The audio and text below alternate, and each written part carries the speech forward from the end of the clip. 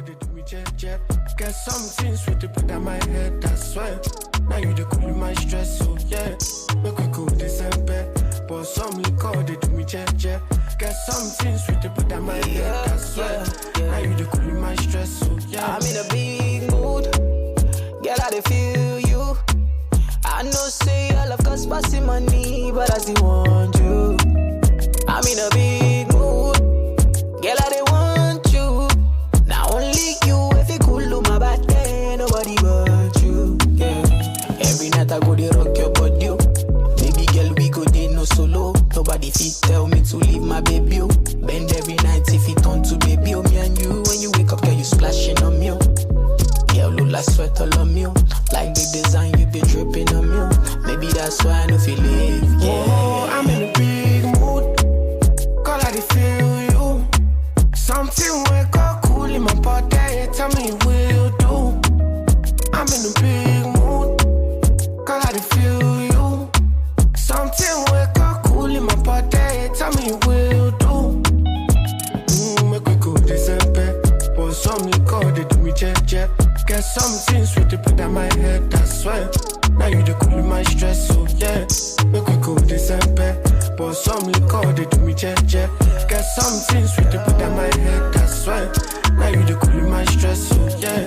Baby girl, you know when the money done the show, send a star boy, big whiz, big daddy enter the show. We know they mind person, no more, we just come, yeah, mind our own.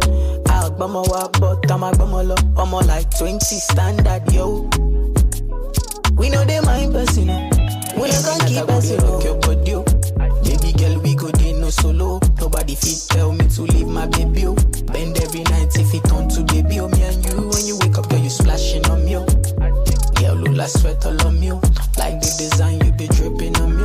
Maybe that's why I don't feel it. Yeah. Oh, I'm in a big mood. Girl, I dey feel you. Something wake up cool in my body. Tell me will do. I'm in a big mood. Girl, I dey feel you. Something wake up cool in my body. Tell me will do. Make we go December. But some liquor they do me jet. Get some things with the put on my head, I swear. Now you the cool in my stress, so yeah.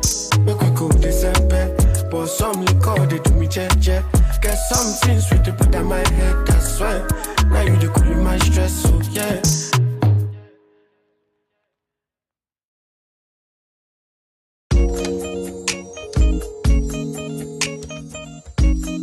Well, I appreciate your encouragement to keep going. And by the way, I have no intentions of doing anything else. I've said this before, until the day I die, other than promoting this idea of us being addicted to white and trying to encourage people to use my protocol for coming out of that addiction. So I'll be doing that until the day I die. But thank you. 808 after the top of the hour. And thank you for your call, Michael in Columbus. 800-450-7876. Alan's in Baltimore. He's on line 3. Alan, your question for Dr. Fox? Dr. Fox, how you doing, Mr. West? Good morning. Thomas. I'm Carl. Yeah, I'm drawing a blank at both of you. Let me ask you something. I never thought about you said you were football, dangerous sport, the Darman Hamlin. We changed the topic. Let me ask you this. What you think about Deion Sanders was black? He know football is dangerous because he just had his toes amputated. He's taking his black son to Colorado, a white program, and it's $6 million. He sold his soul to the devil, and he said, son, play football. Seems like he ought to tell us about all the danger of the football since he played football for Jerry Jones. Well, here again, here again, thanks, Alan. We've been trained not to use our agency. I forget the black player, the retired football player. I can't think of his name. I don't really follow sports, but he was, I believe, on CNN stating that he got into football, professional football, quite frankly, for the money, to pull himself and his family out of poverty. But having done so, and now having his own family, he made it very clear that his sons will not be football players. So we had that in stark contrast to what the brother just said, only proving once again that we do have agency to solve this problem. But we have been sort of robbed psychologically of our sense of agency, our sense of our ability to solve our problems. And until we clear ourselves of this kind of conditioning, we will remain in the clutch of white folk. Our kids will be killing each other, killing themselves, serving the purposes of white culture. All right. 10 after the top of the hour. And Doc, let's go through the 5 core white values that you say. Okay. What's the first one?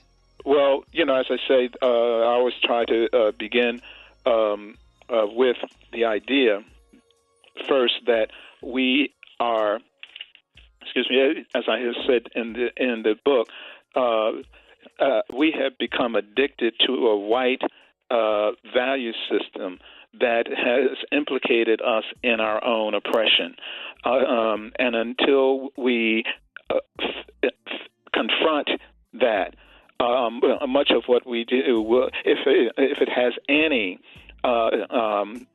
potential to relieve our misery, that potential is only temporary.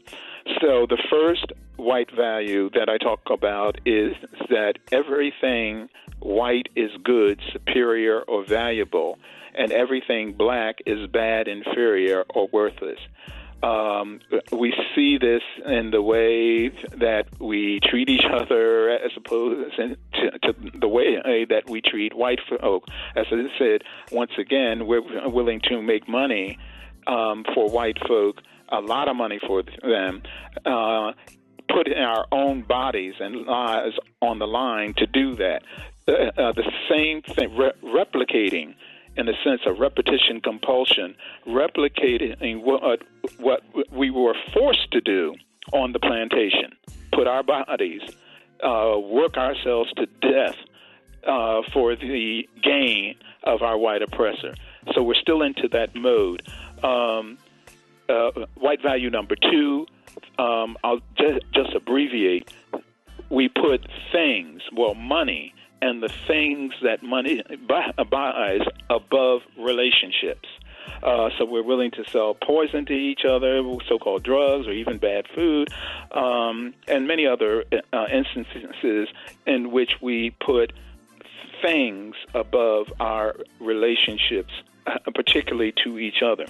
But once again, that's understandable if you, number one, have bought into this white value system that does that, and we just wind up following everything, mirroring everything that our white oppressor does. But it also makes sense in terms of if you don't value yourself, why not put things above yourself and your people? White value number 3. White oppressors are trustworthy recorders and interpreters of history and reality. That's why we don't question their newscasts, we don't question their history books or anything, their value system. We just accept it as true and the best way to go. White value number 4, individualism is better than collectivism. Hence, obligations to the group, the black race, are subordinate to personal gain. So, I'll sell out my people in order to be paid, so-called getting paid by the white boys and girls, basically to serve their system. And then white value number 5, the best way to feel good about yourself is by surpassing, outdoing, and defeating someone else in an activity, achievement, or personal characteristic. In other words, it's constant competition as opposed to unity. The type of unity that is the only thing that will push our quest for liberation, our struggle for liberation forward. We are conditioned out of wanting to be unified with each other as opposed to competing with each other. I'm smarter than you. I'm better than you. Even within the so-called woke culture, I am blacker than thou. We'll do anything to get a pat on the head for ourselves, mostly from our oppressors, as opposed to sticking with each other in a unified way to battle our oppressors. So that's white value number 5. All right, hold that thought right there. We've got to take a short break and check the traffic and weather. When we come back, though, let's dig into some of those values. Folks, you want to join this conversation, reach out to us. Our telephone number is toll-free. It's also worldwide. It's 800-450-7876 to speak to Dr. Fox. We'll take your calls in 4 minutes in Baltimore on 1010 WOLB. In the DMV, we're on FM 95.9 and AM 1450. WOL, where information is power.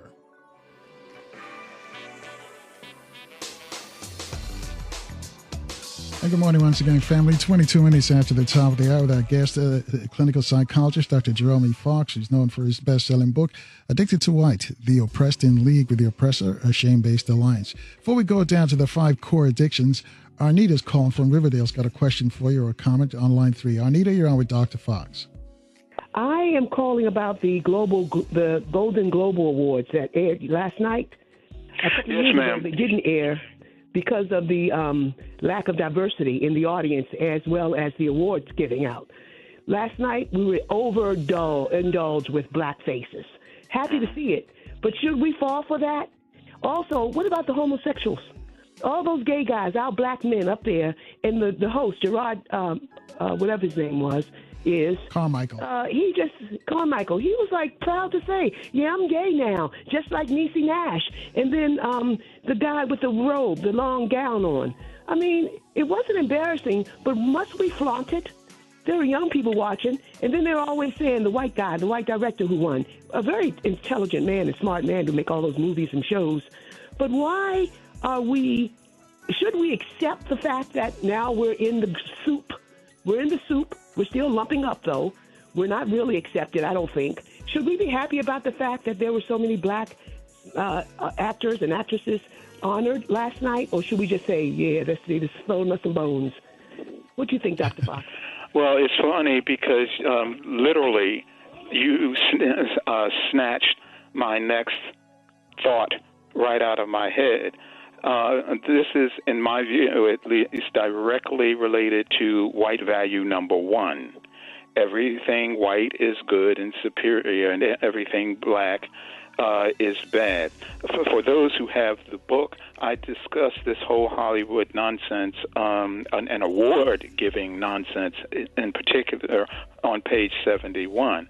Where I say when we, as a people, filter reality through the eyes of white oppressors, we wind up permanently behind the 8 ball, yearning for the approbation or approval of whites. And I ask in that section, why do we even attend these award ceremonies? And the reason is because our minds, we are so much in cooperation, in alliance, in this shame-based alliance with our white oppressors that we find ourselves wanting their approval. When you stop and think about it, it makes absolutely no sense to be aligned with an industry that you could say, as I say in my book, has been one of the primary weapons used against the black mind, that whole entertainment industry. And you'll have to read the details in the book itself, but you can't really find a movie that Hollywood has produced that portrays the depth of brutality and just pathology of our white oppressors and the length to which they have gone to historically and even today to brutalize and keep black people down and oppressed. why would you want to align yourself, or ally yourself with that industry? The award itself, what is it? You mentioned it, the global awards. All of those awards are really put on by corporations. That particular corporation could be, I guess, viewed on TV last year or the year before because of their supposed, discrimination against black people or so-called minorities. So that corporation was losing money. So who did they grab to revive their coffers? A black slave. Basically, now they're paying the black people on the board some money. So here again, white value number 4. Individually, some white people are getting paid. Some black people, rather, are getting paid. But collectively, nobody's really challenging the whole idea of why do we, as black people, consider it such an honor to be patted on the head by our white oppressors, and to really endorse those totems of hate, like that Oscar statue and the whatever statue it is for the global awards. We're just endorsing our own oppression. And the only way you can make sense out of that is by understanding that our minds have been captured, and that's where the problem is. That's where we have to begin. Now, in terms of the types of images, Hollywood once again has never promoted any kind of revolutionary black person, be they gay or not gay. I really couldn't care less. I'm more focused on training ourselves and our children, our progeny, to be revolutionists. That's what we need in order to overcome our enemy, in order to secure our liberation permanently. There's no image that our oppressors are promoting that puts us in the role as revolutionaries fighting against them. And I guess in their minds that would make sense. Why would we endorse our own demise? And I'm talking as a white person, because clearly that's exactly what we're doing, spiritually, economically, and every other way. We as an oppressed people, and once again, that's what we've been trained to do. We're endorsing and furthering and cooperating with our own demise. And I say that compassionately because I know that we're going to have, once again, and we're going to have to be compassionate toward each other in order to attract each other's cooperation. And that cooperation that is the linchpin, the key to our success in overcoming our oppression. We have to. Much of what we can do depends on us being unified, and I give an example of that in the book as well.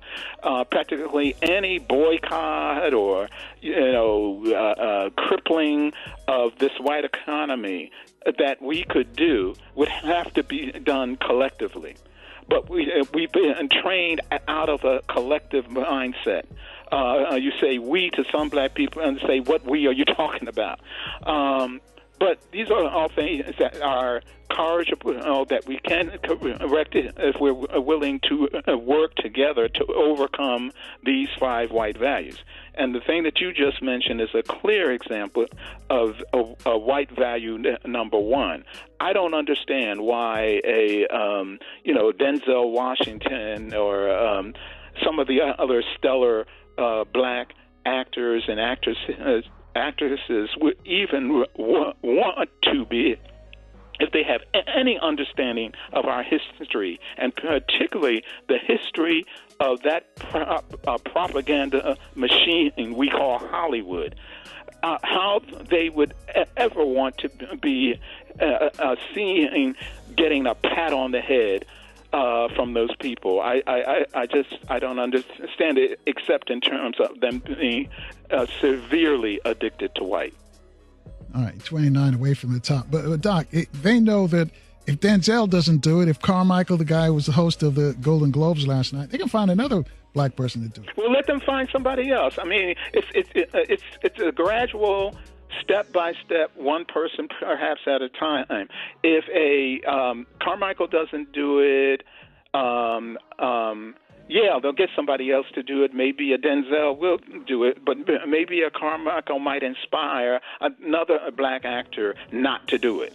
So it's just a stepwise process. It's just like saying that my friend won't read this book, this workbook, because their minds are just so brainwashed. Well, then, choose another friend. And maybe that friend will have a friend that will get the book and work through their own addiction to this white thing. It is true, yes. There's a whole population of slaves. And given my definition of slavery, which is really a mental condition, not a physical condition, we came over here as captives, not as slaves. We were converted into slaves mentally. So, yes, we still have a whole population of slaves doing the bidding of their oppressor. But we have to try to pick off one by one that population, and that's all we can do. And Dr. Wimbush describes some of them as super slaves. They go over and above, not just the regular. They just want to show masses that they are really good slaves. At a certain point, if we're really engaging in war with these people, we would have to treat what I call in my book functional honkies or functional white oppressors with black skin, as Fanon said, black skin but white minds. At a certain point, some of that class of people among us are incorrigible, and we have to treat them just as we treat our white enemies. All right, we got to take a short break. Take our last look at the news, traffic, and weather in our different cities. When we come back, though, I want to ask you, though, you talk about black skin and white minds. Is there ever a white skin and a black mind? Has that ever happened, or is that too much to ask? But I'll let you explain that on the other side of this quick break. Folks, it's 26 minutes away from the top of the hour. We'll be back in 4 minutes after the news, traffic, and weather and on 1010 WOLB in Baltimore, and also in the DMV on FM 95.9 and AM 1450. WOL, where information is power. It's away from the top of the hour with our guest, Dr. Jerome E. Fox. You know him from his best-selling workbook, Addicted to White, The Oppressed in League with the Oppressor, a Shame-Based Alliance. Before we go back to Dr. Fox, I just want to remind you, coming up tomorrow, we're going to hear from author Atlantis Browder. She led her first group trip to Kemet. We'll hear how that worked out. A dad, chematologist, Tony Browder, will be with us. And also Dr. James Small is going to join us as well. So if you're in Baltimore, make sure your radio's locked right here on 1010 WOLB. If you're in the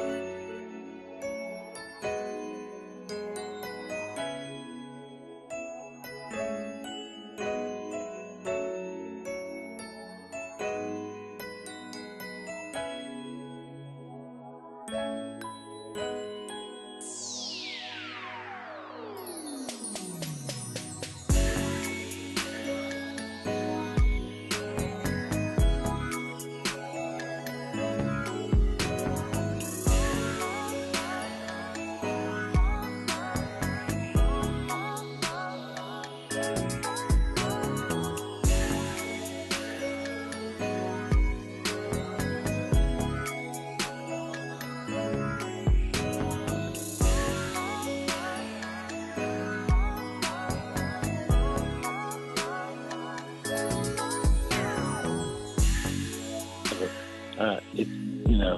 more can I say? Yeah, that's a blessing. So, good morning, Mom, in Temple Hills, Maryland. So, we'll say good morning for Overton out there in L.A. Overton, thank you, sir. Thank you for all the information you shared with us.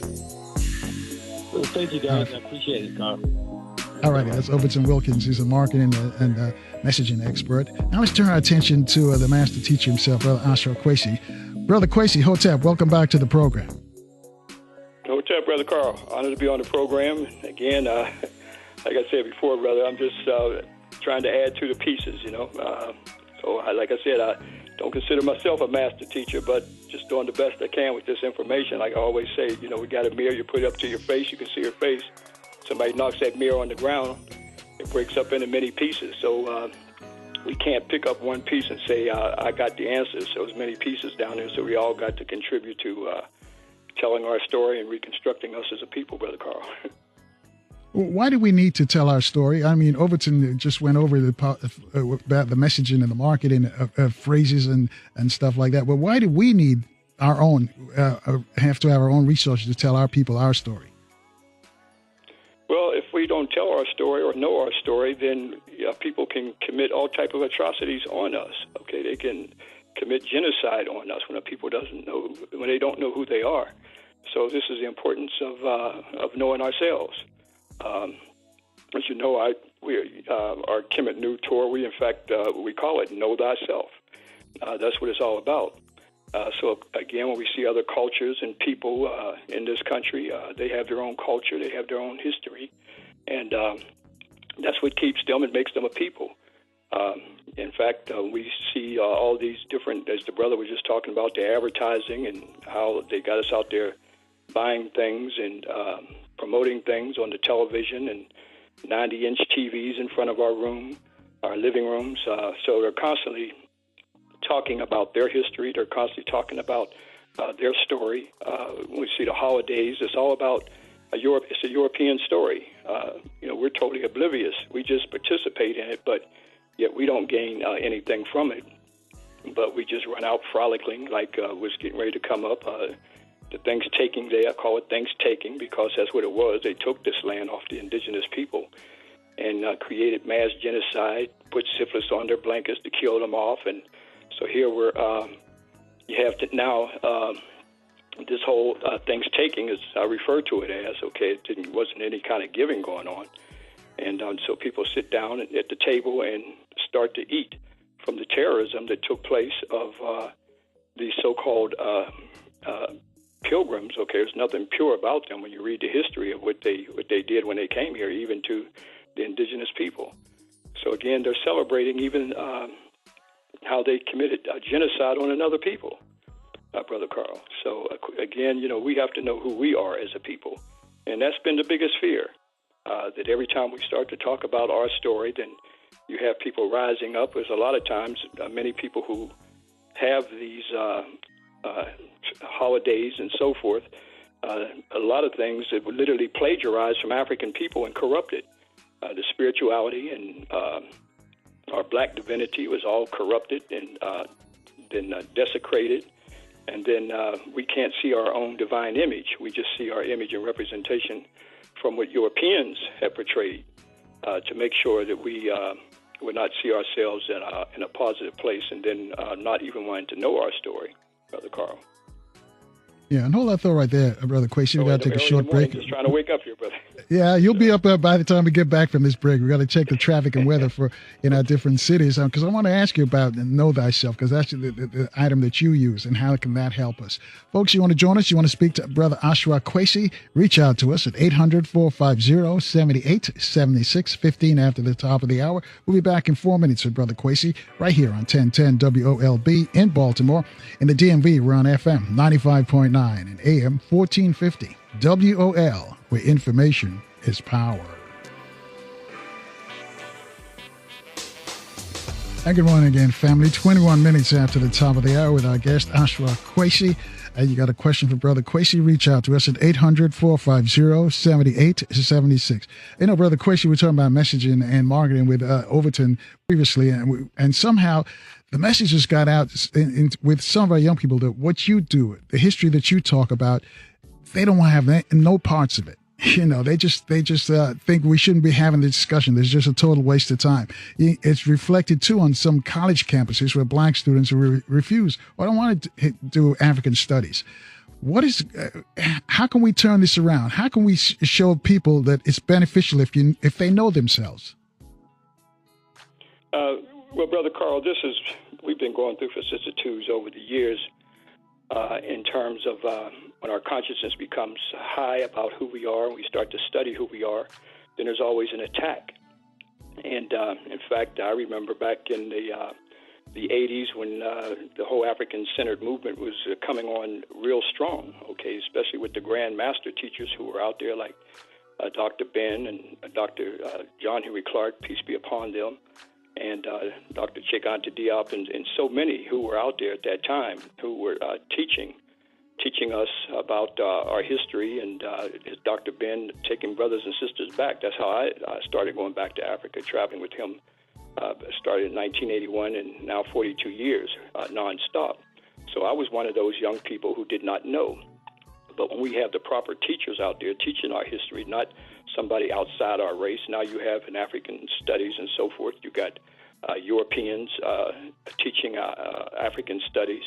But at the same time, Europeans are not going to have, in many cases, Africans talking about their history or their story. They'll get up in arms when we start to tell the real story, because when we start to tell the real story, then we have to go back much further than the European history. And this has been the fear. In fact, when we were dealing with African studies and we were on the campuses, in fact, money is allotted to bring lecturers to the campus, okay, to bring other ideas. This is what true education should be all about, not a training center. When somebody only has one point of view, you're only being trained. So at that time, I was traveling quite a bit on the university campuses, as well as many others who were out there. And in fact, at Purdue University, when I was up there lecturing, and the brother had the Black Studies program up there, and the students couldn't wait to get into his class, okay, because he was teaching. He had the Black Studies program. He was teaching about us, okay. He was teaching about the history of us. In fact, many students who were coming in from the inner city schools who were barely making it, okay, turned it into straight-A students. But above all, they started challenging the European professors, okay, because they were circumscribing the African students to think within a 2,000-year diameter, okay, talking about the Greeks and all these people. But when the students came to class and started talking about Imhotep and Ptahhotep and Kajemi, we're talking about thousands of years, over 5,000 years ago, okay? We're talking about that African who built the world's first stone building, who was a physician. Well, this knocks the Greeks right out the pocket. All right, they weren't even in existence at this time. I see. So many of the professors started asking, well, where are the students getting this information from? So they started to investigate the Black Studies program and saw that many of the lecturers, like myself and many others, the Grandmaster teachers like Dr. Ben and Dr. Clark and others who were coming on the college campuses and bringing this information. So this started an attack at this time on the whole African-centered program. And that was not the first time, and these attacks have been going on. They can go all the way back to the 1700s. In fact, can go all the way back to the time when they came to Africa and started to kidnap us from the African continent, our ancestors. So this attack has been going on for a long time. So this is when they had to put a check in this, and then they started to, instead of bringing in lectures, they started bringing in, entertainment for the students, okay, to neutralize, okay, this knowledge. They saw the power that was happening in many of the students who were evoking their, this knowledge, okay, especially challenging many of the professors in the classroom with this knowledge that was documented from our ancestors' books in the books in stone and many other materials. And in fact, when Tony Martin came out with his book, because it was a European by the name of Mary Liskowitz, and she came out and said, "Not out of Africa." All right. Now here she's talking about that the Greeks never got their information from Egypt. That even though anyone who would start to research the background on the Greeks' history, the Greeks themselves, Herodotus and many others, who talked about that Kemet, okay, that the Greeks referred to as Egypt, okay, they called it Egypt because it got the name from Egyptigus. It was named after one of the first capitals of Kemet during the time of the first dynasty, okay, and it was in that spiritual center was called Het Capital, thus to get the name Egypt. This is how we come up with the name Egypt.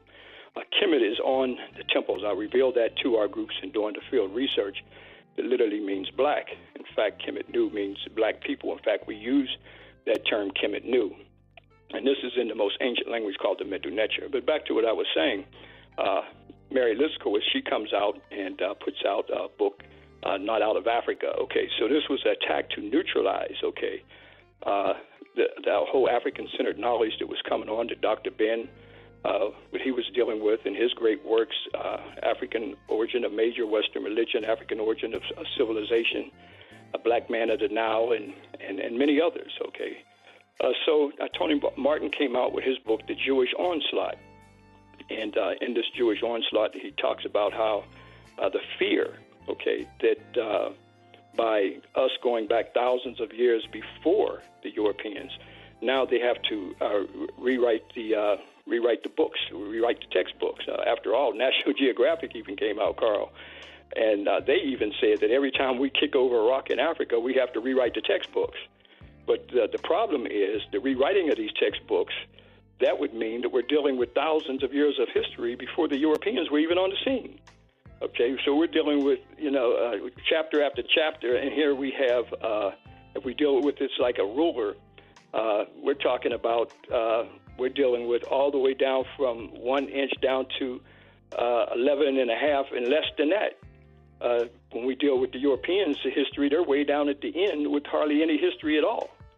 So, again, their power has been, Carl, is that they have been teaching African people to deify them and to deify their history, and then they put their names in it as though the origins of all this started with them, okay? And so this is the early brainwashing, okay?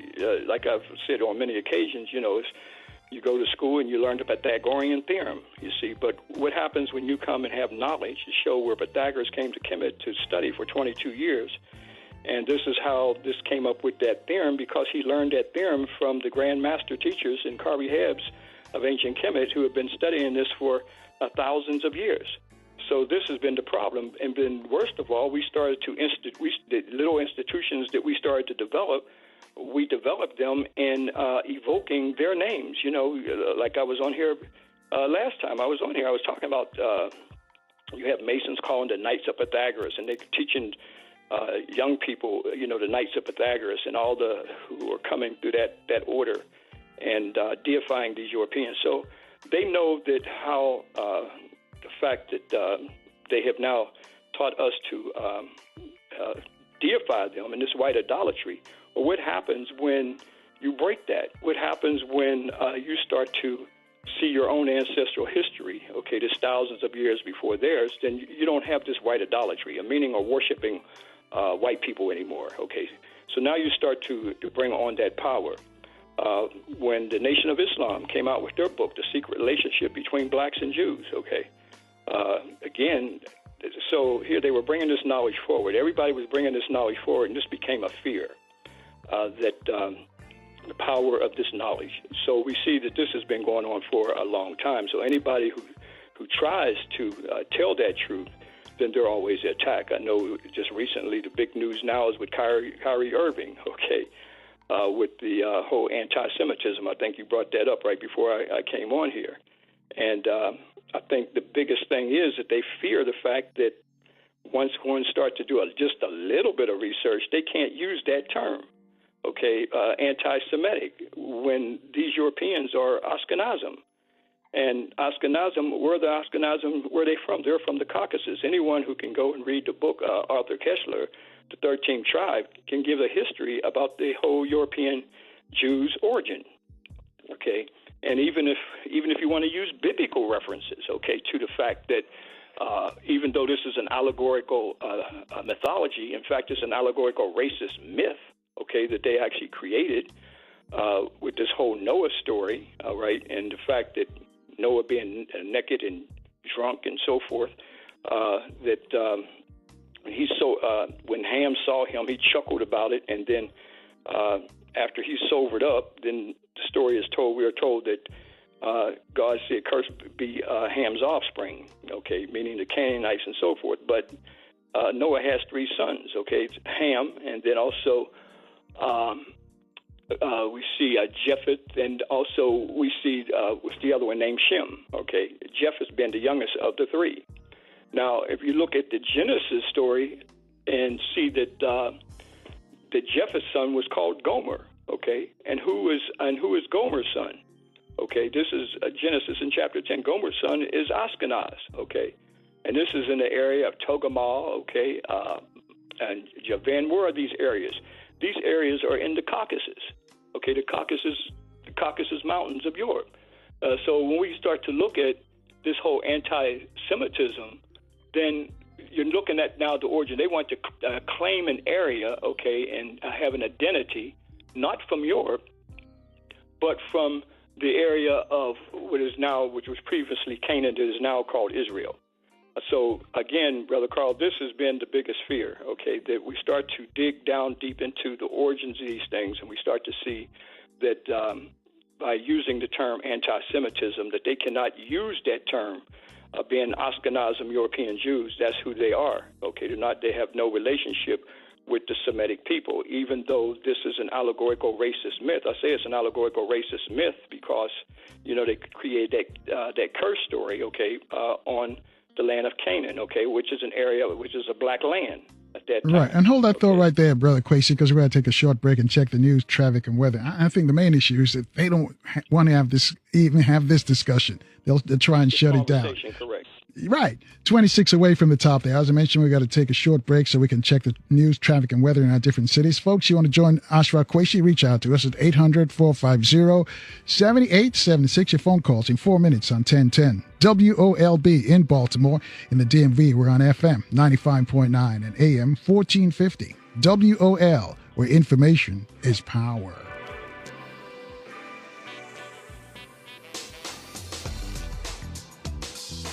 And good morning again, family. 20 minutes away from the top of the hour with our guest, the teacher, Ashra Kwesi. You got a question or a comment for Brother Kwesi, reach out to us, 800-450-7876. And all you scholars who disagree with Brother Kwesi, we'd love to hear from you because, they don't want us to have this discussion, especially on the radio, on this platform. They'll try to shut us down.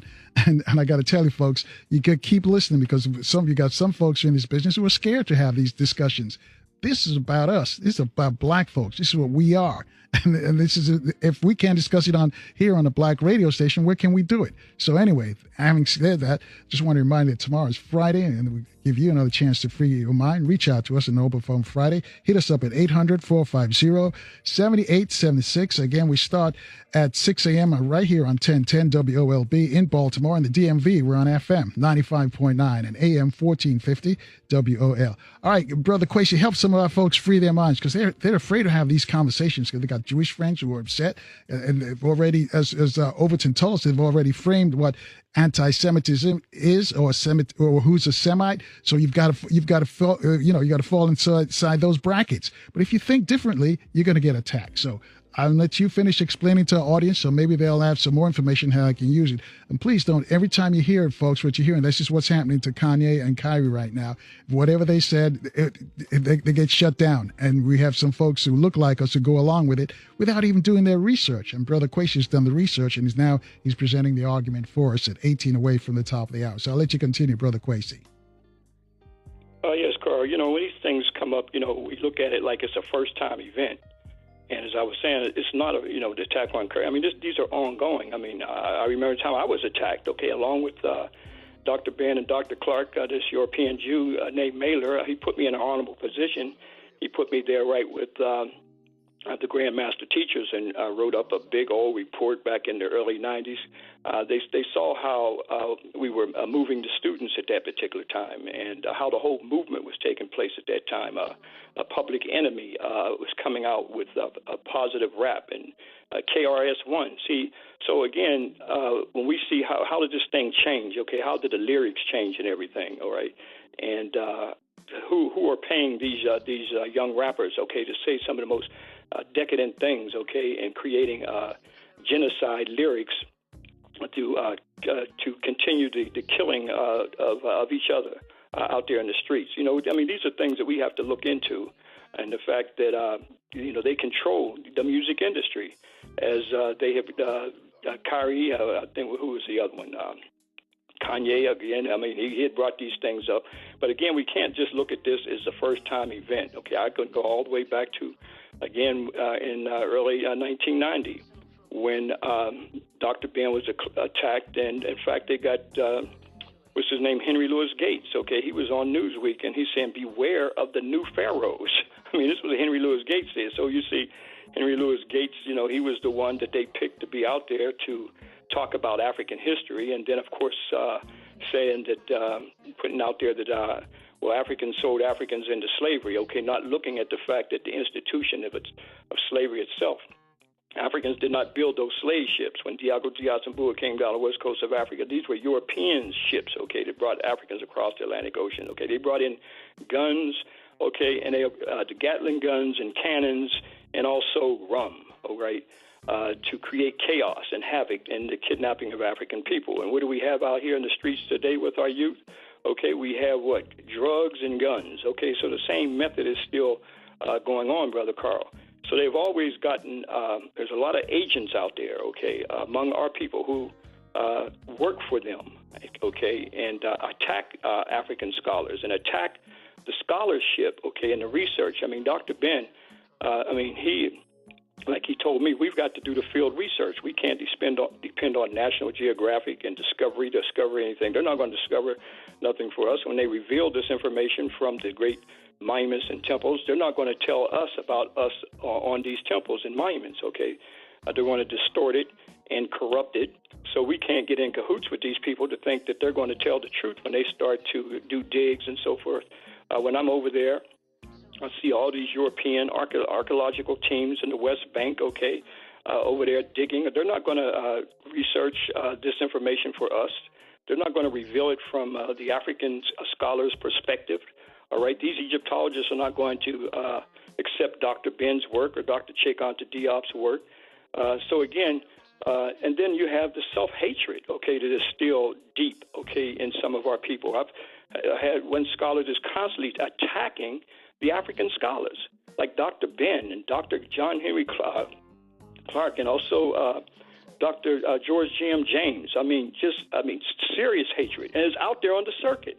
Okay, and attacking where you got young people. I was a young person at one time. I was inspired to do this. If we had some negative Negro coming up, oh, this can't be interpreted, and this ain't this, and this ain't that. Okay, that's trying to kill that spirit. We got young people out there doing some great work, okay, who are studying, being the linguists, okay, and breaking down and researching the ancient Medu Neter. You got those out there. This can't be interpreted. Kemet ain't on the temple. Okay, so we got to question some of these people. Who are they working for? As Dr. Francis Welsing said, okay, we all, some of us always want to run on the right side of the chessboard, all right? So one thing that they do, they stick together in their fight, all right? Like I said before, Carl, like I honor, I respect, the name you say master teacher, but I don't have all the answers. A lot of us got the answers, okay? We got to respect each other's work, okay? And the serious work that's involved in this, and keep moving forward. And as we start to bring this information forward, we can't just sit back and think that because we brought the information forward and we got the proof and the evidence that's going to be safe. We got to create a vanguard to protect our knowledge, okay, as we start to research and bring this information forward. We think because we have the books out there, we got the documentation out there, that it's going to be safe, okay? It's going to be okay now because we can prove, okay, to white folks, okay, that here it is right here. They don't give a damn, okay? They'll just come in and just knock it down and bring some of our own to attack us, also They themselves, okay, as the brother was saying earlier, they got the economic resources, okay, to shut institutions, okay, and to shut many people down, especially if you find yourself holding to them or getting a paycheck from them. That's why Dr. Ben told me years ago, brother, try to make sure that you put yourself in a position to keep your tongue free and to be free. So as I was researching and studying this information, Carl, that's what I work for, to be independent, knowing that we are at a serious war going on, and to tell our story, we can't find ourselves in a compromising position, okay, to white folks, okay, to know that they got a hold on you. So fortunately, over 34, 35 years now, I've been independent out here, okay? I don't depend on white folks paying me, all right? So this is the position that we've got to put ourselves in telling our story. So again, if we find ourselves in a situation where we are in the system, then we've got to find ourselves being a spook in the system, all right? I don't know, for those who don't know what a spook is, the book that was put out, okay, or the movie that was put out, the spook will sit by the door, all right? So we can be in the, I was a spook in the system one time, and I took the resources, okay, in order to free myself to do what I'm doing now, taking hundreds of brothers and sisters back to the continent, all right, so they can witness this information, so they equally can be inspired, okay, to open up their ancestral genetic memory bank, all right, to go on to do bigger and better things, because we all have something in us. We all have a genius within us, but we can't have no self-hating, egotistical, maniac Negro who always try to shoot down the African genius, okay? And as Dr. Ben said, you can't find your information being an armchair scholar all the time, okay? You can't find your information reading white folks' books all the time. You got to go back to the books in stone. You got to go back to the temples that our ancestors built. You're in the book. You're walking in the book. We're talking about thousands of years, Brother Carl, before there was a Western world, Europeans, okay, or European Jews, and all these people were even in existence. And that is the fear, Brother Carl. That is the fear, because they know that once we start studying this, then they cannot bring this white supremacy history to us and their white supremacy religions to us, because that's what it is. So we don't see ourselves in the angelical realm, all right? They have demonized our image, all right, and creating all these things. And they talk about anti-Semitism. Well, it's anti-black when you go back to the Babylonian Talmud, Brother Carl, okay? Here's the Babylonian Talmud. It started at the Conference of Jamni in 90 A.D. and ended up in 500 A.D., where they took and created the hatred towards black people that Dr. Ben have always documented in his book, okay? And I have it right here in front of me, and I'm going to read it and see if you see this as anti-black, all right? Now, I cannot bigot the four sons whose children I would have ordered to serve you and your brothers. Therefore, it must be Canaan, your firstborn, whom they enslaved. And since you have disabled me doing the ugly things in the blackness of night, Canaan's children shall be born ugly and black. Moreover, because you twisted your head around to see my nakedness, your grandchildren's hair shall be twisted into kinks and their eyes red. And again, because your lips jested at my misfortune, theirs shall swell. And because you have neglected my nakedness, they shall go naked. And their male members shall be shamefully elongated. Men of this race are called Negroes, and their forefathers Canaan commanded them to love, theft, fornication, to be banded together, the hatred of their masters, and to never to tell the truth. Well, what in the hell is that? Is that not anti-black? That's when the Clarence Thomas hearings, when the European Jew jumped up and said, this is Thomanism, when they were talking about Clarence Thomas' Long Dong Silver. They were talking about that story being shamefully elongated. So this is what that's why I said that story. Let me interrupt for a second. Where was that story taken from? Where are you reading from? This is the Babylonian Talmud. Okay. They wrote this stuff up, okay? So they created that, Brother Carl, when they created that allegorical racist story about Noah and his three sons. That's why I said it's an allegorical racist myth. So they actually created these things. That's why I said the whole Japheth, Shem, these are things that they actually made up. So Cush becomes Ham, all right? And then the Hyksos, okay, become Shem. And in Kemet, we see the Tamahu. Tamahu literally means white people. That becomes Japheth, all right? And they actually took this idea from a Pertetta or tomb from Ramesu IV of the 19th dynasty around 1300 years BCE. and this is in the Valley of the Kings, where our ancestors were showing here not only the Nile Valley history starting with Cush, but even showing the image of the Hyksos and the Tamahu. So they took those images and created that Ham, Shem, and Japheth. Okay, so I've said even if those who don't know the history and go by the Bible, okay, even if you go in it, even though it's an allegorical racist myth, but the idea of that they are Semitic, if you go to the fact that the sons of Japheth were Gomer, and Gomer's son is Ashkenaz, okay, who they are the Ashkenazim, who were from the Caucasus, who became Jews during the time of the Crusades when the Christians were fighting the Muslims, and the Christians were coming from the west, and the Muslims were coming from the east. Here, Khazaria, the nation of Khazaria is in the middle. They wanted to have their own autonomies. Oh, they did not want to become Christians nor Muslims, so they took and adopted Judaism. This is how we get the Ashkenazim.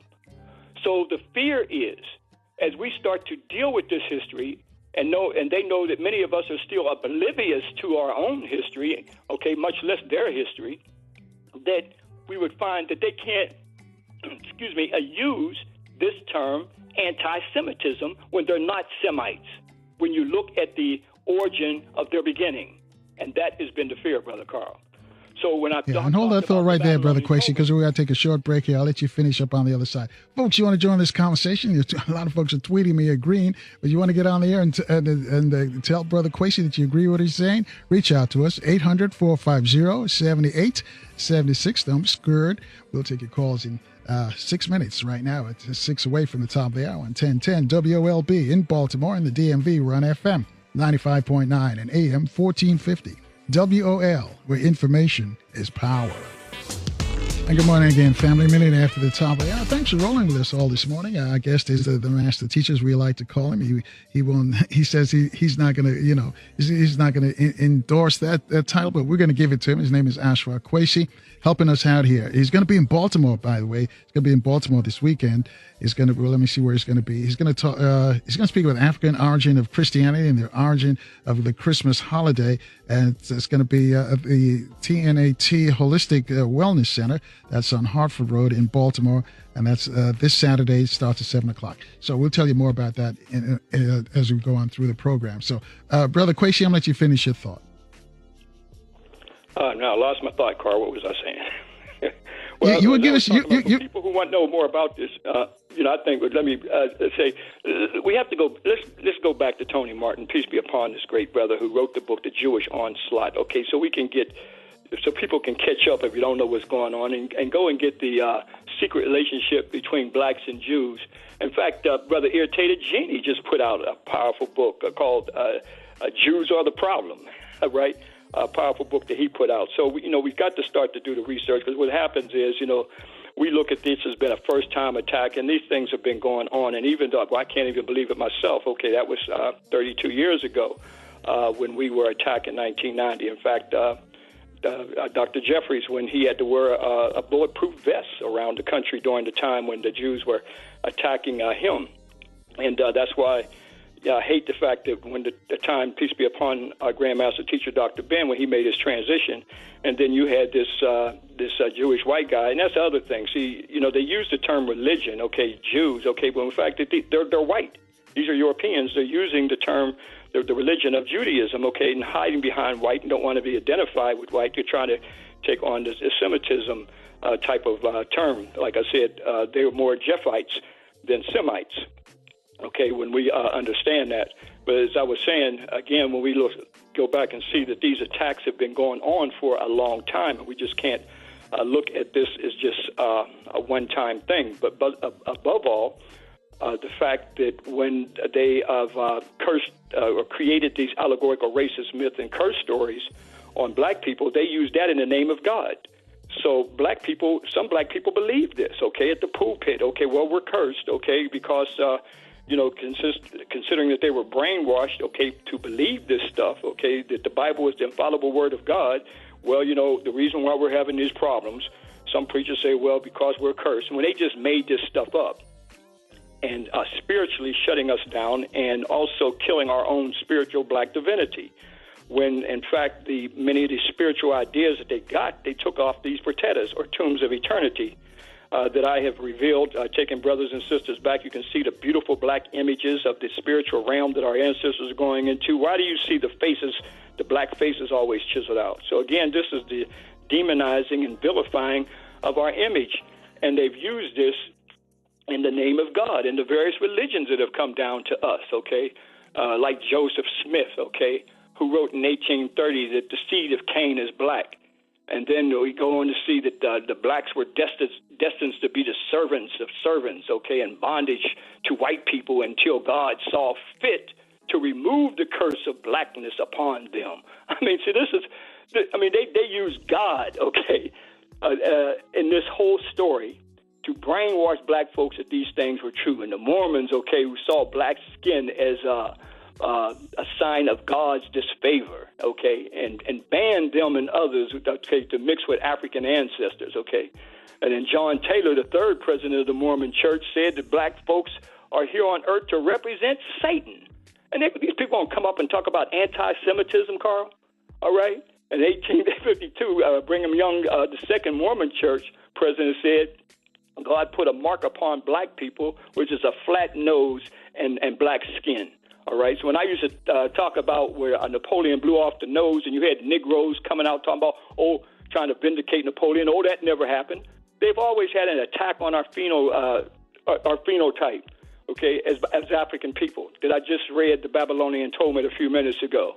So on and on and on, these things have gone on, Brother Carl, an attack on African people's image. But worst of all, they did it in the name of God, and then we were taught, brainwashed to believe the Bible is the infallible word of God, and we were taught to believe this.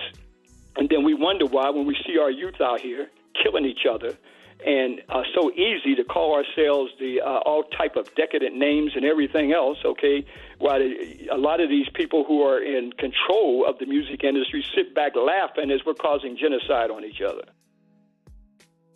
All right, we got some folks who want to talk to you. 6 after the top of the hour, 800-450-7876 to speak to Brother Kwesi. Let's go to line 2. Robert's calling from Kansas City. Robert, you're on with Ashra Kwesi. Yes, sir. Quick comment, Ashra Kwesi and Carl.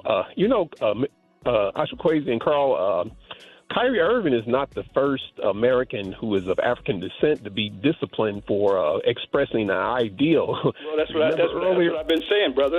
That's what I've been saying all along. This thing is this is not new. Like I said, I was attacked back in the early 90s.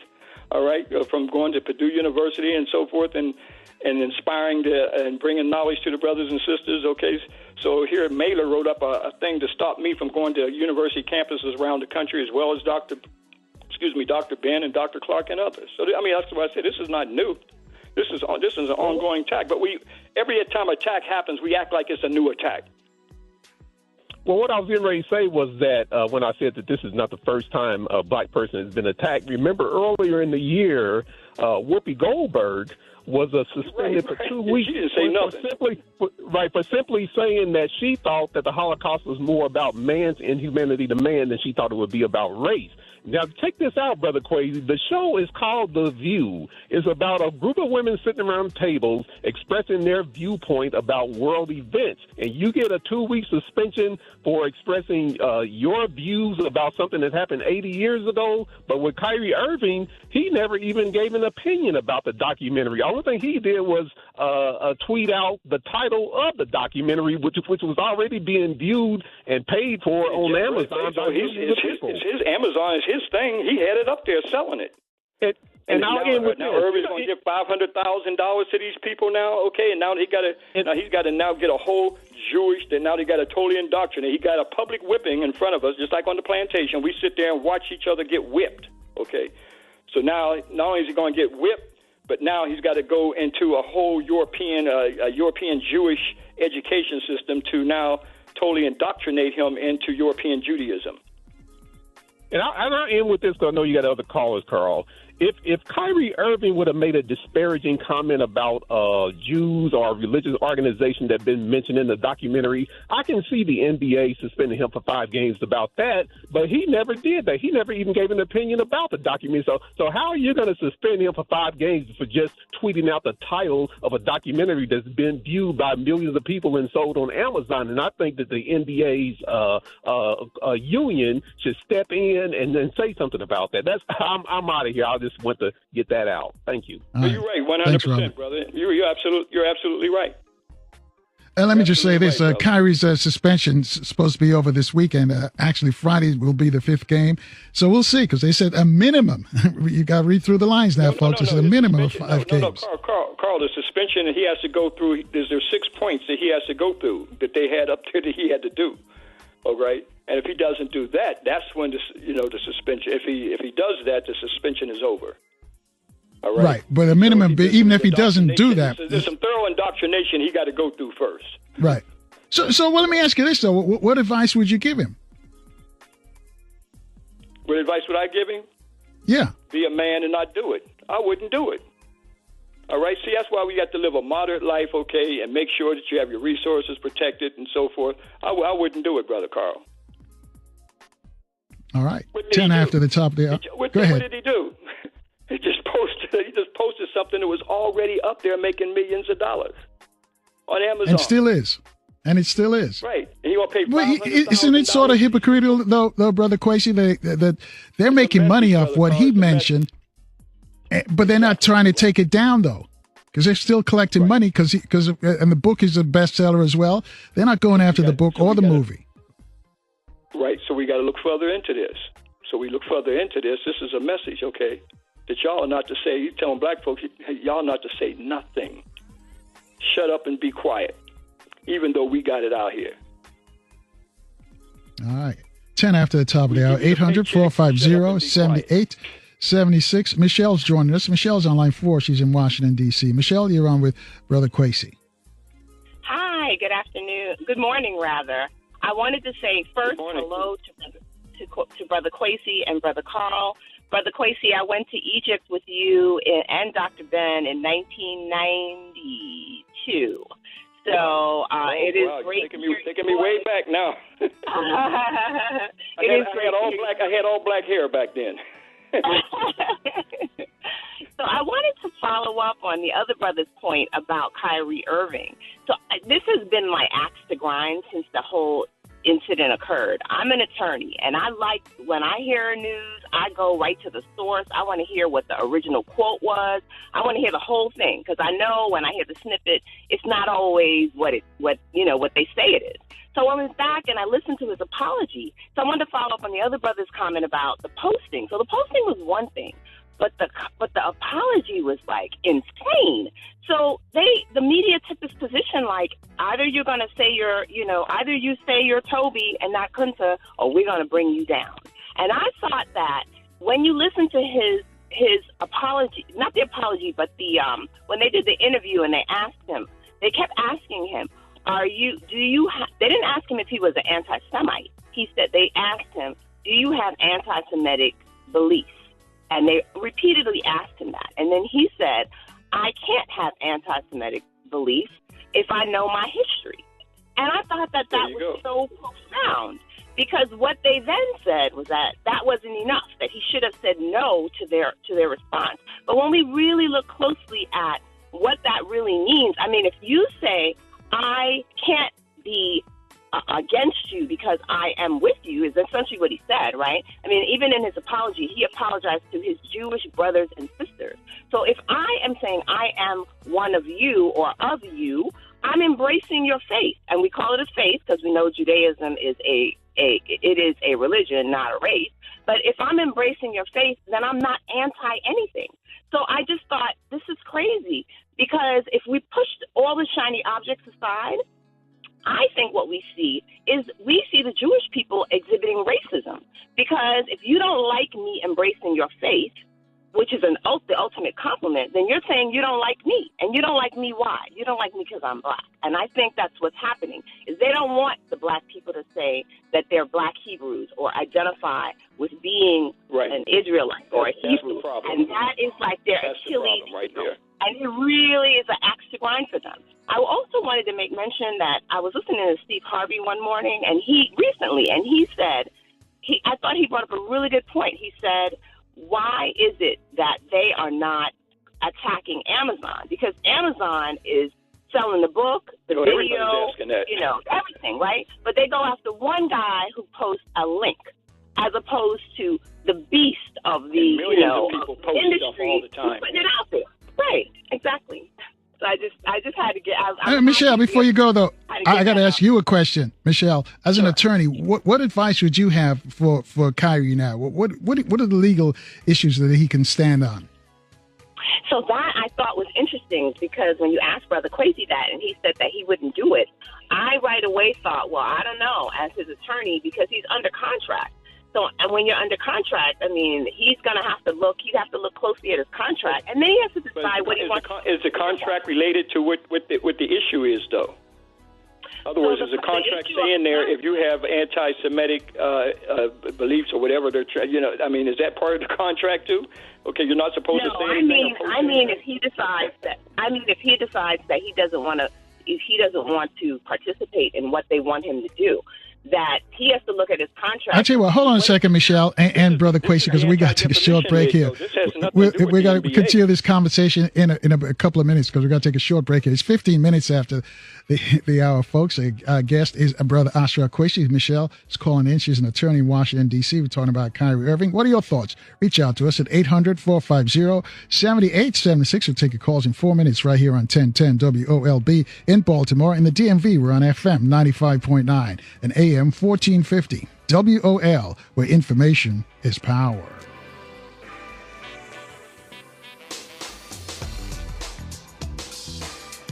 Good morning once again, family. 21 minutes after the top of the hour. Our guest is Brother Ashra Kwesi. He's going to be in Baltimore on Saturday. For more information, just call 410-303-4120. That's 410-303-4120. We'll give you this information before he leaves. Before we left, though, we're speaking with Michelle called in. She's an attorney in Washington, D.C. So, Michelle, the question I put to you, legally, what recourse does Kyrie have now? So I have to give a disclaimer, because I'm a family law attorney, and I do employment law, so I know a little bit about the unions and how the unions work. And I would say that for Kyrie, I mean, it's not so simple for him to just not do it, because the Nets would the position that the Nets would take is that he's in breach of his contract. So I mean, he would need his union to step in to represent him on it, and they obviously already think that he's in breach. That's why they put those stipulations in place, because they have that whole integrity and morality clauses that are in the contracts for the players. And so, I mean, he could ask for some kind of like a zero buyout, where he and the team agree that he not continue to play, but the question would be whether or not another team would pick him up. Like, he may have trouble because other teams might not. It depends on what he wants to do with his career. So it's pretty significant. And he's such a young person. I feel, I look at it and I think, wow, to be 30 and to be facing these kind of decisions as a young person, it's just so hard. It's just a hard position for him to be in, for something that doesn't, that the punishment is so severe when we look at all kinds of things that these young people post on Instagram that denigrate women, that other white players who have made statements that were racist, and it just seems like they're just hanging him out to dry. And honestly, I think it's like a shiny object when we think about the January 6th people and the racism that's just at an all-time high now. It's just like the shiny object to divert us from the real racists who have the real power to do the real damage. All right. Thanks, Michelle. Brother Kwesi. Okay, thank you. Brother Kwesi. I got a tweet. All right. A tweet that says, it says, my entire family is in their pajamas with notepads, and my 17-year-old daughter is listening to Brother Kwesi, and they're amazed, because it's some of the stuff that they're hearing for the first time. Just want to get your thoughts about that. Well, that's why it's great that we have a community radio show like yours, Brother Carl, where we can express and tell our story. And again, like you were saying, no, I would not capitulate to the Anti-Defamation League, okay, because that's who this is, okay? And that's why I was saying, are they tied to the NBA as well, okay, considering that the Jews, it's the Jew person that owns that as well. All right, so that's where they have, the Anti-Defamation League just come to them and tell them what to do. So again, keep in mind that Paul Robeson, he didn't capitulate. Muhammad Ali didn't capitulate. So again, this is where black manhood's got to stand up. Again, what we're seeing here is a symbol, okay, to represent that this is what they want all of us to do. This is what Kyrie Irving, this is what they're saying is not just Kyrie Irving. They're sending a message out to all of us. And that's why I said that if you ask me what would I do, I would not capitulate to these things that they want him. I mean, it's ridiculous for the I think it's about 6 things that they want him to do. All right, and then after he capitulates to that, then now that $500,000 that you were going to give from the beginning that we turned down until you do these 6 things, now we'll take the $500,000. I mean, this is some BS, Brother Carl. All right. Got some more folks want to talk to you. 800-450-7876. Wes is calling from the ATL. Wes is on line 3. Wes, you're on with Brother Ashra Kwesi. Yes, sir. You hoodoo, my brothers. Hey, look at here, man. See, let's go with there now. Check this out. The biggest lie that they told that we fell for was what? About this election that just passed, all right? And I'm down here in Georgia. Okay, the biggest lie that they told, and we fell for it. Most of us fell for it. What was that? That the black man ain't vote for a black woman. Okay, when I heard that, when my thoughts said, no, that is not true. So I waited. I never repeat. I waited to the end of the election, and I got the numbers on the vote for Georgia, Miss Stacy. All right, I'm gonna say it real fast, Carl. You got it. 93% black women voted for her. And check this out, Brother Kuwaiti. 85 to 87% of the black man supported our sister. So please, man, y'all got to quit going for the lies and repeating this stuff, man. They running all kind of psyops on us to divide us, to make us argue. So that to my sister, the lawyer that just left, okay, that was a lie, okay? They try to split us up, but it ain't working. We waking up. We the hear bruise. Y'all hear the lie. It'll cook your brain and get you right. And the ancestor said, what he said? Okay, the truth coming out, right? That's what he always say before he left us. So the truth is coming out. Nah, it is all good. I don't want to talk too long. Maybe next time. But y'all, don't fall. Do the opposite, man. Don't fall for it. Because we ain't splitting up, y'all, black man and black woman. Get that out y'all head. We came in the world together. We gonna run it. The moon turned black, man. Yesterday, Carl. You're talking about some blood. The moon turned black. You're like a penny, man. Get darker. Peace and blessings. That's our time, man. I'll catch y'all Thanks, next Wes. episode. All right, that's Wes from the ATL. And there's a move, Brother Kwesi, where Wes talked about to split up the black man and the black woman. We don't even know if these are brothers who are saying this, but they're putting down black women and, they're putting down their mothers and their sisters and their wives. And that's what Wes was saying, that they say they wouldn't vote for Stacey Abrams because she's a black woman and da-da-da, and she doesn't like black men and that kind of nonsense. And Wes just proved that he just told us that the people who voted for her was a significant amount of brothers as well as sisters. I want to get your thoughts on that. Well, again, Brother Carl, we're under attack and everywhere we look, from within and from the inside and the outside. That's the bottom line. And, if we don't find ourselves in some form or fashion to bring some type of power, okay, that we have as a people, we can look up here, Brother Carl, another 100 years from now, and we're not going to be a people in this land. All right, especially when we see the extermination of ourselves taking place now. And the genocide is going on through the lyrics of the music. And what other race does this? So we can see that this is orchestrated without question. All right, these young brothers are being paid, all right, millions of dollars to desecrate, denigrate black women, each other, how to kill each other. So again, we're at war on all levels. Yeah, but that's Brother Kwesi, they can't win unless they have a collaboration with people who look like us. That's what I just said. We're under attack from the outside and the inside. That means, some of our own people. So again, that self-hatred, brother, that was embedded in us during the time of slavery, the plantation. Now we're in neo slavery. That's what we're in right now. This is neo slavery that's going right now. Mm-hmm. All right, 29 after the top of the hour. Got some more folks want to talk to you, Brother Kwesi. 800-450-7876. In the big house, they up here in the big house, Brother Carl. Yes, sir. Philip wants to talk to you. He's calling from Chicago. He's on line too. Philip, you're on with Brother Kwesi.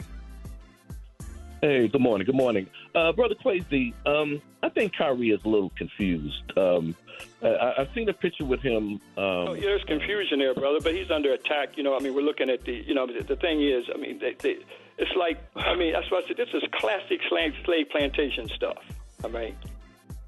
Take a brother, we're all sitting there watching this brother being whipped, okay? A buck breaking going on right now.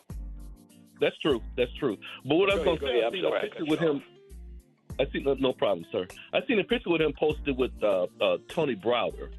And the producer actually, I was like, well, how much validity can we put in this whole argument about Hebrew Israelites? And if that is not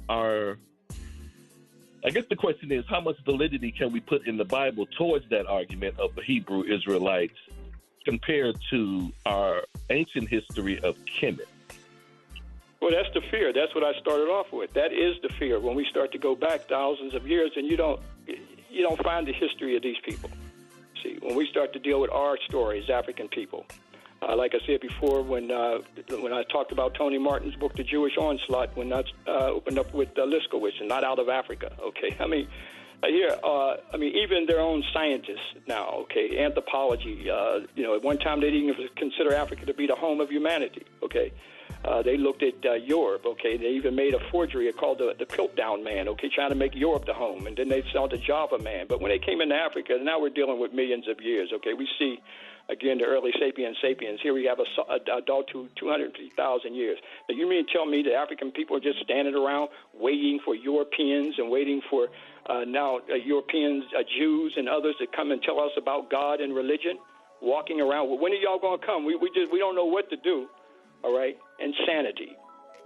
But here, the greatest monuments on this planet are where? On the African continent, built by African people. You can't find this in Europe. You can't go to Jerusalem and find. They just say stuff used to be there. But yet, when we go back there, here we're revealing information, and monuments and temples have been there thousands of years where they plagiarize. In fact, the topic I was going to deal with was the African origin of Christianity and the origin of the Christmas holiday, because that's the lecture that I'm going to be doing for Reality Speak. By the way, that's this weekend that Carl just mentioned. But again, because of the hot topic that we're dealing with now, we have to make space to it, because I know people are seeing this public whipping going on. And we see that, this represents all of us when we see this.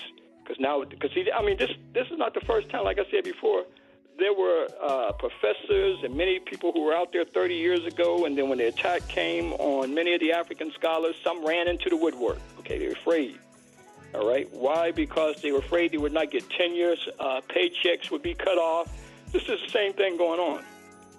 And that's where I have become angry, because I know the war. I was in that when I was attacked. Okay, and we look at this as just being something that just happened.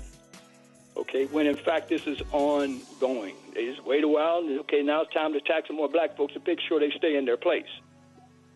Well, my fear is that the whole Kanye and Kyrie thing is waking us up to our blackness, but I think it's misleading. Well, we must wake up and go back to sleep, because it's not the first time, brother. No, I understand that, but I'm saying it's waking us up to it's waking us up to Hebrew Israel. Whether it's Muhammad Ali that I mentioned, whether it's Paul Robeson that I mentioned, it's going on and on and on. Right. See, we have to, when we see that the fact that we cannot be out here and feel that we're free. Hold that thought right there, Brother Kwesi. And Philip, if you have a follow-up, we'll let you pose a question after the short break. We're going to take our last look at the news, traffic, and weather in our different cities. 26 minutes away from the top of the hour, folks. Our guest is Brother Ashra Kwesi. You want to join this conversation, reach out to us at 450-7876. Your calls in 4 minutes on 1010 WOLB in Baltimore. In the DMV, we're on FM 95.9 and AM 1450 WOL, where information is power.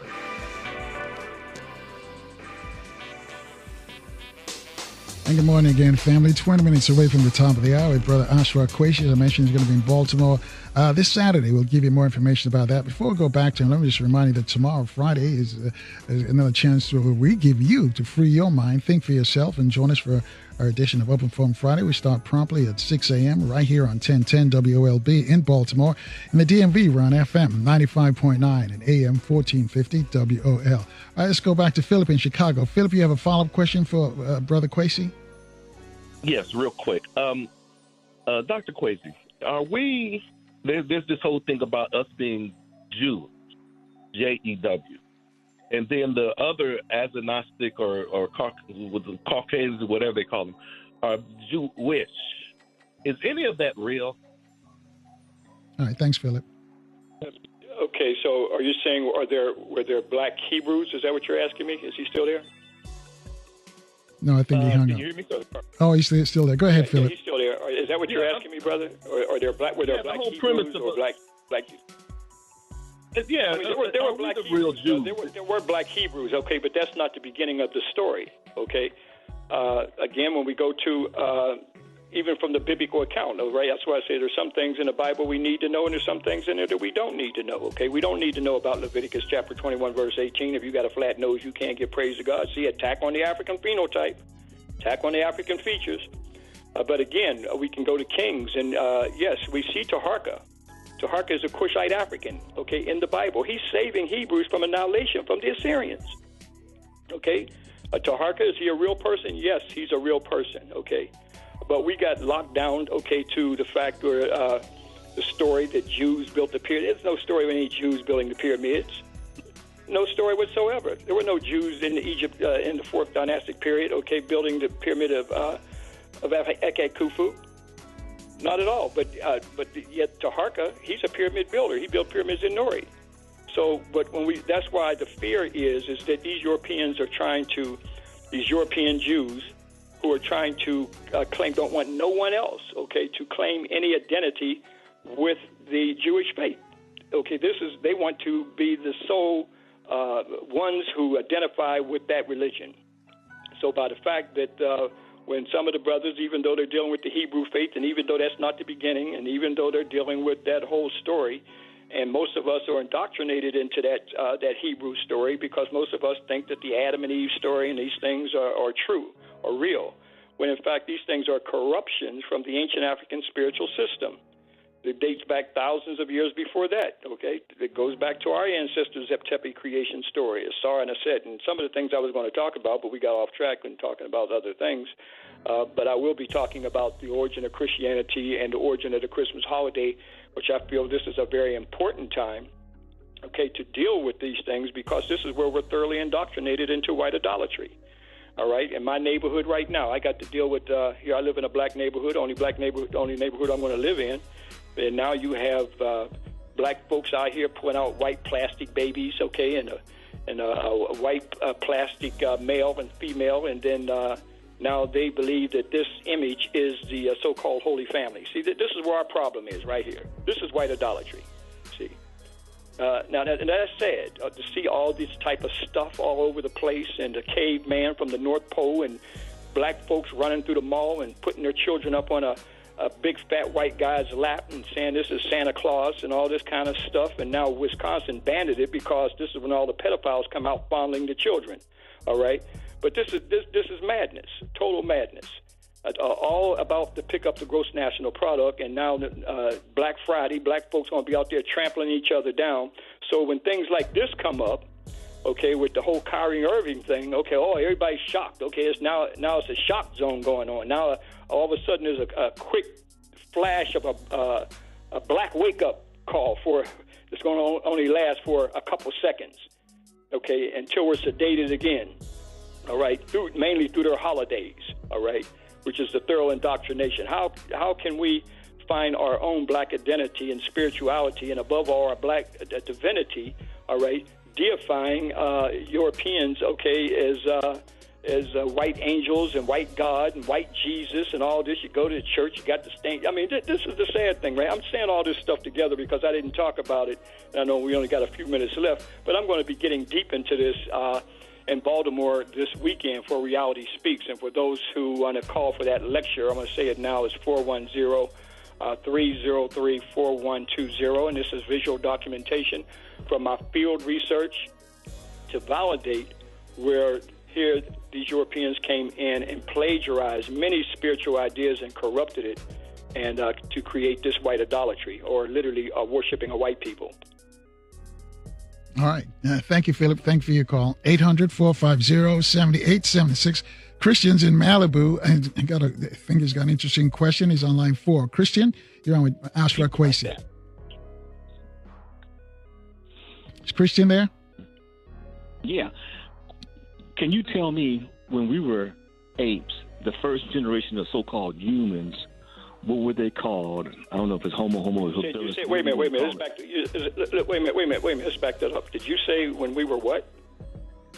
When everybody was considered apes. We are derived from apes, and then we became human at some point. What was that? No, that's another evolutionary stage. When you say when we were apes, okay. I mean, again, that's another stage of an evolutionary process, brother. Okay. I mean, you had hominids, okay, and hominids led into Homo sapiens, who we are today. Okay, so I mean that's the evolutionary stage. Mm-hmm. So Homo sapiens is the first considered human species. Well, we see Adultu in Ethiopia. We did educational tours in Ethiopia, and Adultu has 250,000 years Homo sapien. That like us that we are today in this evolutionary stage here. 250,000 years, all right. That would be that time period. And Adultu's in the National History Museum in Addis Ababa. That's what I wanted to know. Thank you. Appreciate it. All right. Thanks, Christian. Yeah, 800-450. That's as much older than the biblical Adam of 6,000 years, by the way. Okay. That they have indoctrinated most black folks in that story is real, when in fact it's nothing but an allegorical myth that they actually created. And then James Usher, talks about the world was created 6,000 years ago. So again, this is the problem. When we start to deal with African history, it knocks all that out. You see, during the time when they were writing most of this stuff, where were we at in this country? Enslaved. Okay. We could not combat the things that they were creating at that time.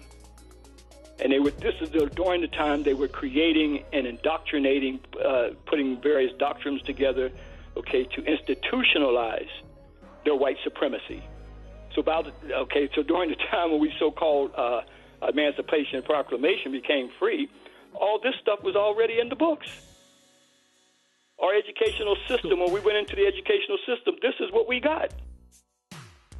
So we're talking about when we were Pangea.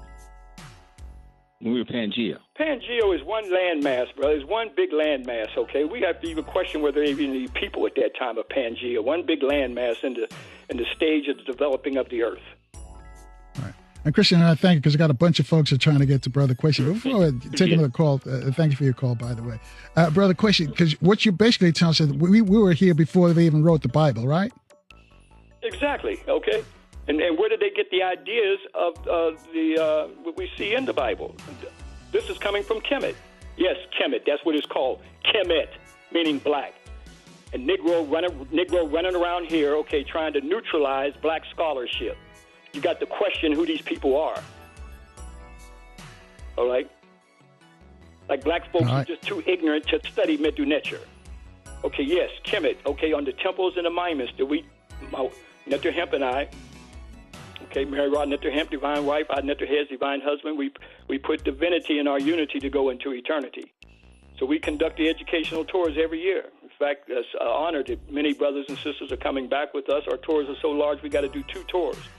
And brothers and sisters who have come on these tours have gone on to do bigger and better things.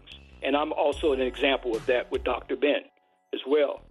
All right, so that our tour is July 8th to the 22nd, 15 days, and July 24th to August 7th, okay, for another 15 days. For those who are interested, you can go to our website at kemetnu.com, KEMETNU.com. And there we can see where these ideas are the making of the Bibles, because there are many of them. All right? And where were these first Bibles written at? In Alexandria, Egypt. Why in Alexandria, Egypt? Because this is where the Greeks came in at, especially during the time of the Ptolemies. After Alexander's death, they were there for 300 years studying. After them, here come the Romans, 400 years. After them, here come the Byzantine Romans, almost another 400 years. We're talking about 1,000 years. They were in Kemet studying ancient knowledge that they plundered from the Neterhets, or the divine houses, okay, of the temples of Kemet up and down the Niles, as well as the Pratetas, or the tombs of eternity. This is the original Taneter land. This is the original Holy Land. And we think of a Holy Land, we think of outside of Africa and other places as being Holy Land. But this term was corrupted from the ideas that they took from there. All these religions had to were developed from their presence right there in Africa.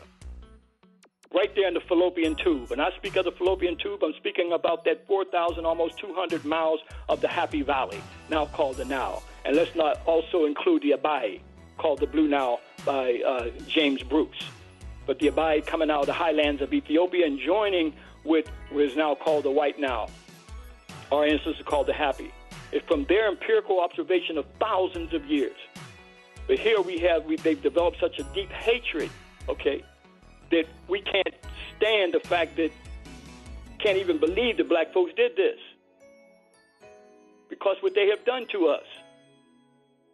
We've had brothers and sisters who come back with us who were locked into, in some cases, a deep self-hatred that broke down and cried.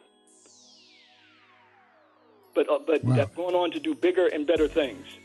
Right. We got about 60 seconds left. I know we don't have that much time left. Yeah. Yes, but for what you just talked about, will people see these on these tours? If so, how can they get on these tours for next year? That's what we do, Brother Carl. Yes, that's what we do. That's what we do. And for those who, we know some can't make it, but you can go to our website, and they have the digitals up there now, where you can bring it right up on your TV on the various topics, okay? Our journey into eternal life, okay? One I did on the Valley of the Kings, okay? And also on other subjects that you can see there that you may be into, the temple of Amun, the origin of religion in God's house on earth.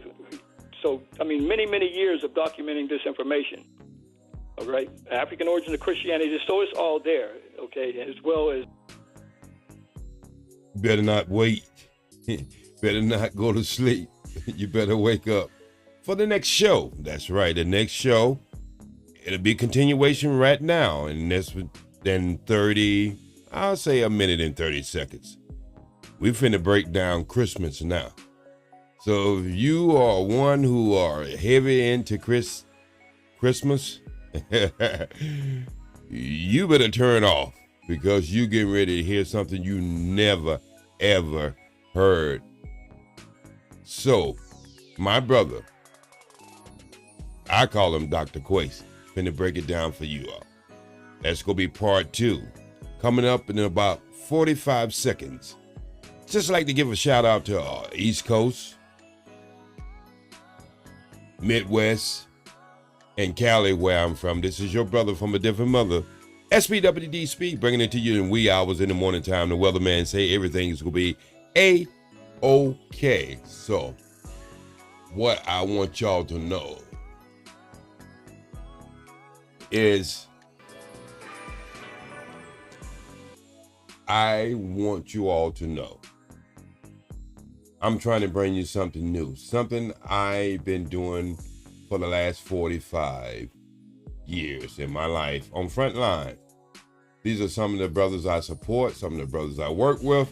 So these are not just some of the brothers I heard of. Brother Carl Nelson run the show at WOL.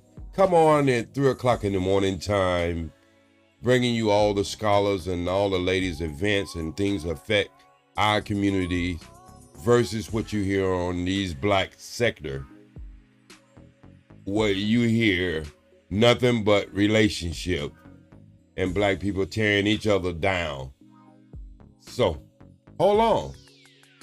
I'm finna bring it to you right now.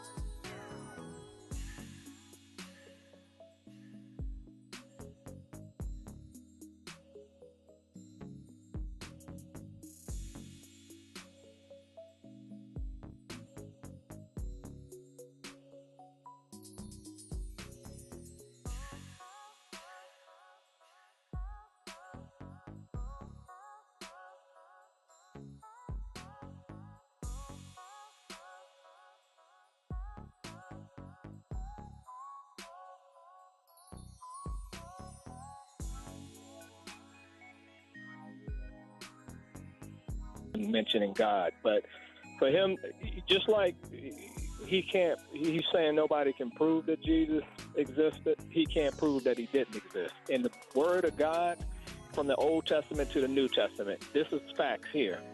Following the Ten Commandments alone would wipe out half the prison population, and it would change radically people's lives. The teaching of Jesus, everything that Jesus speaks about in the Bible, you follow the teachings of Jesus, you can help. You will, even if you're an atheist, you will be successful if you follow him. So those are facts there, the words of Jesus. So, and if you follow those actions, if you follow the teachings of Jesus, you can't tell me one teaching that Jesus taught us that wouldn't lead us on the right path if you put that action into fruition through your life. And as I mentioned, with the Ten Commandments alone from the Old Testament that God gave to Moses, following that, you wouldn't have the homelessness that you have. You wouldn't have the child. There's so many things. Read the Ten Commandments. So I understand where the brother's coming from. He made some excellent Did this points, brother but, understand that Jesus was not homeless? proving He was something, born in a stable you can't by the story Well, real itself, quickly, does it and never owned a the home. fact that our people were on this planet before the Bible was written? No, it doesn't bother me because the word in the beginning was the Word, and the Word was God. The Bible is just words put on paper. You see what I'm saying? It's actions put on paper. So I hear where he's coming from, and it's interesting that he's pushing the two books, and that's cool. I don't have a problem with that. But the greatest book to push is the Bible, because, like I said, Brother Carl, you can't dispute what I said about those are facts. The Ten Commandments, number one. And, and you know what? I'm glad you keep listening, because Brother Ashra Kwesi's up next, and I'll let him answer about the Ten Commandments, where that came from. But Mo, I thank you for your call. So we've got to move on to Brother Ashra Kwesi, the master teacher. Thank you, takes Novi Classroom right now. Thanks, Mo. Yes. And drive safely, by the way. Ashra Kwesi, master teacher. Hotep, brother. Hotep, Brother Carl. Honor for the title, but like I said, I have to give the recognition to the master teacher, to Dr. Ben and Dr. Clark. You know, there's millions of pieces of our story, and I haven't mastered all those pieces. So, but honor for the title, though. Let me just tell folks right now to call up a couple of friends and tell them that Ashra Kwesi's on the radio. They'll thank you. I guarantee they'll thank you. Before we get into the Christmas stuff, you heard the brother Mo talked about the Ten Commandments. Can you help him out with the Ten Commandments? Where did that come from? Well, this is part of the spiritual enslavement that we're in, Carl. You know, I mean, he got the Ten Commandments from the plantation. Okay, I'm sorry to say that, but that was the introduction. If we knew our story, then we would have to go back to the laws of Ma'at. Now, of course, he may not know nothing about the laws of Ma'at, but thousands of years before Western version of Christianity, or whether that be Judaism, even Islam, Buddhism, Krishna, our ancestors were laying down spiritual ideas on the banks of the Fallopian Tube, now called the Happy Valley, now called the Nile today. And there our ancestors wrote these moral ethical codes of Ma'at, truth, justice, and righteousness. And in those laws, it talks about, I have not killed, I have not stolen. Now, when we look at those laws, and I would think, well, those laws says, thou shalt not steal. Well, how do we get to America, Carl? How do we get to America? We're a stolen people. So an intelligent question one would ask, okay, we're a stolen people. The next question is, what else did you steal? When Europeans came in and plundered the monuments and temples that I have documented for now 42 years of my life, and 14 years with the Grand Master Teacher, Dr. Ben, returning back to him where he told me years ago, I can take you back and show you where these spiritual ideas were literally copied and stolen from African people. So again, when we hear, I guess he was a minister, he sounded like a minister. I mean, that's all he knows. He's been circumscribed to think within the circumference of only 2,000 years, in the time period of our oppressors, the Europeans who came in and plagiarized many spiritual ideas. Many of us can't think about the fact that African people laid down many spiritual ideas long before the Western world, long before Christianity was even in existence. Mainly because we got caught into white idolatry. Okay, white idolatry, worshiping white folks and worshiping white images. Like right now, this is the epitome of white supremacy. In my neighborhood right now, Carl, it seems like the year goes so fast. I was just talking about, this, but again, here we are.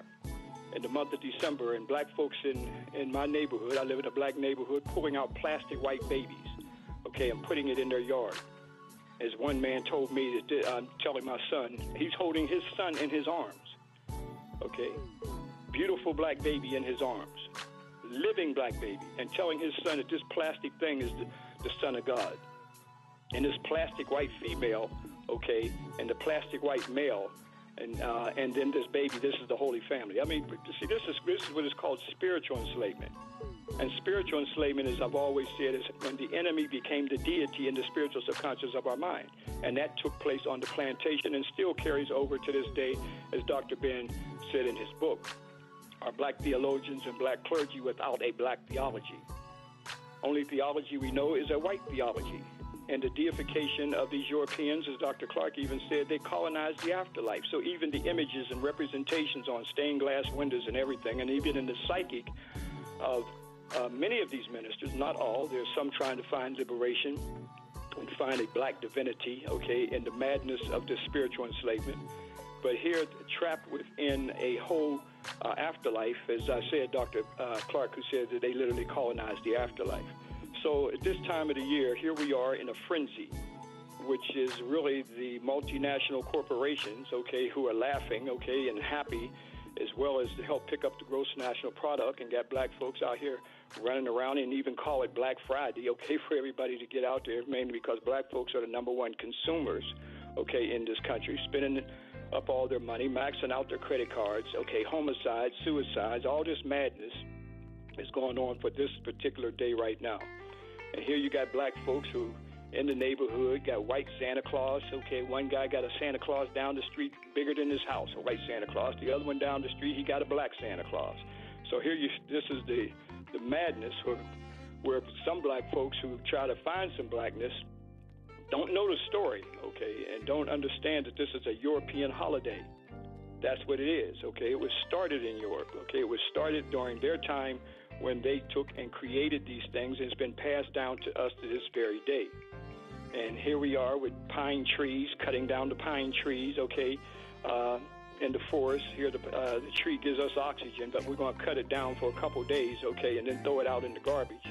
But again, this is a German custom. This is a European custom. The Germans brought that here. Now, why did the Germans have this pine tree?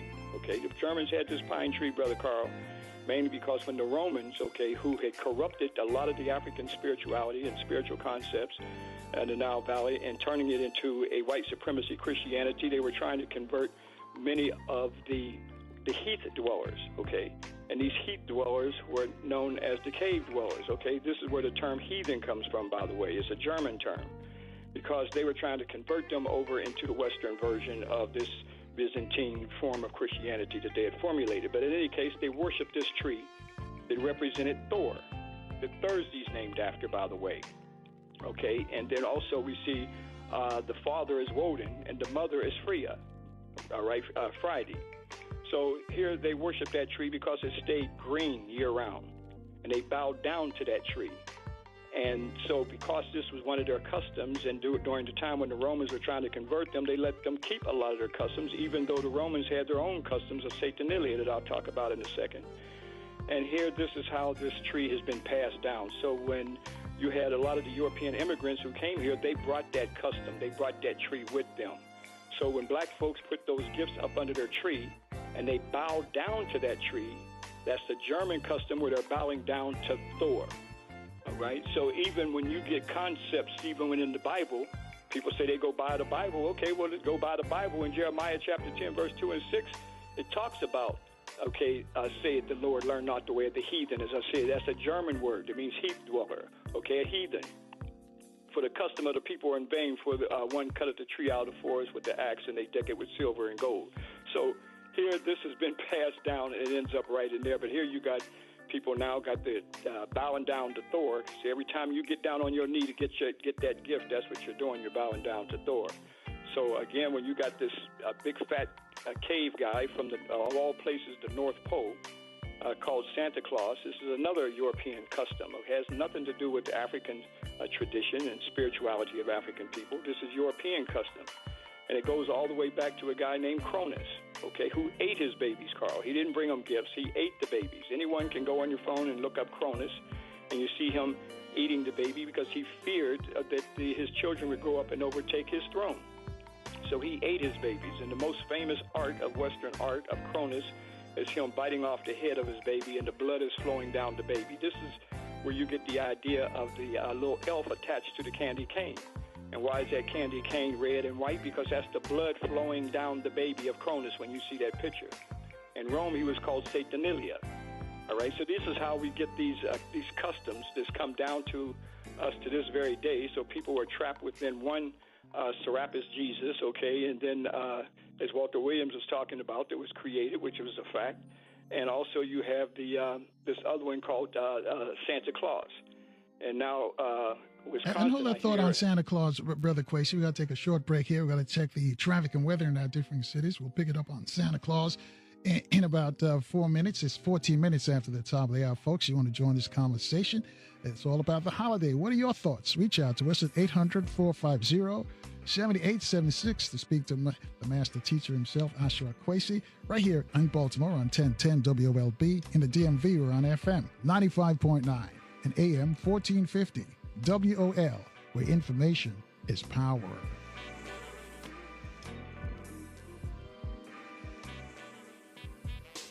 And good morning once again, family. 20 minutes after the top of the hour with the master teacher, Ashra Kwesi. Brother Kwesi is breaking down the Christmas symbols and he's also explaining the rituals associated with these symbols. Some of you are hearing it for the first time. Brother Kwesi is not trying to convert you or anything like that. Not tell to get mad and angry with your folks who are celebrating Christmas, but all he's going to do is present the facts and you can go from here. This is why we always tell you to free your mind.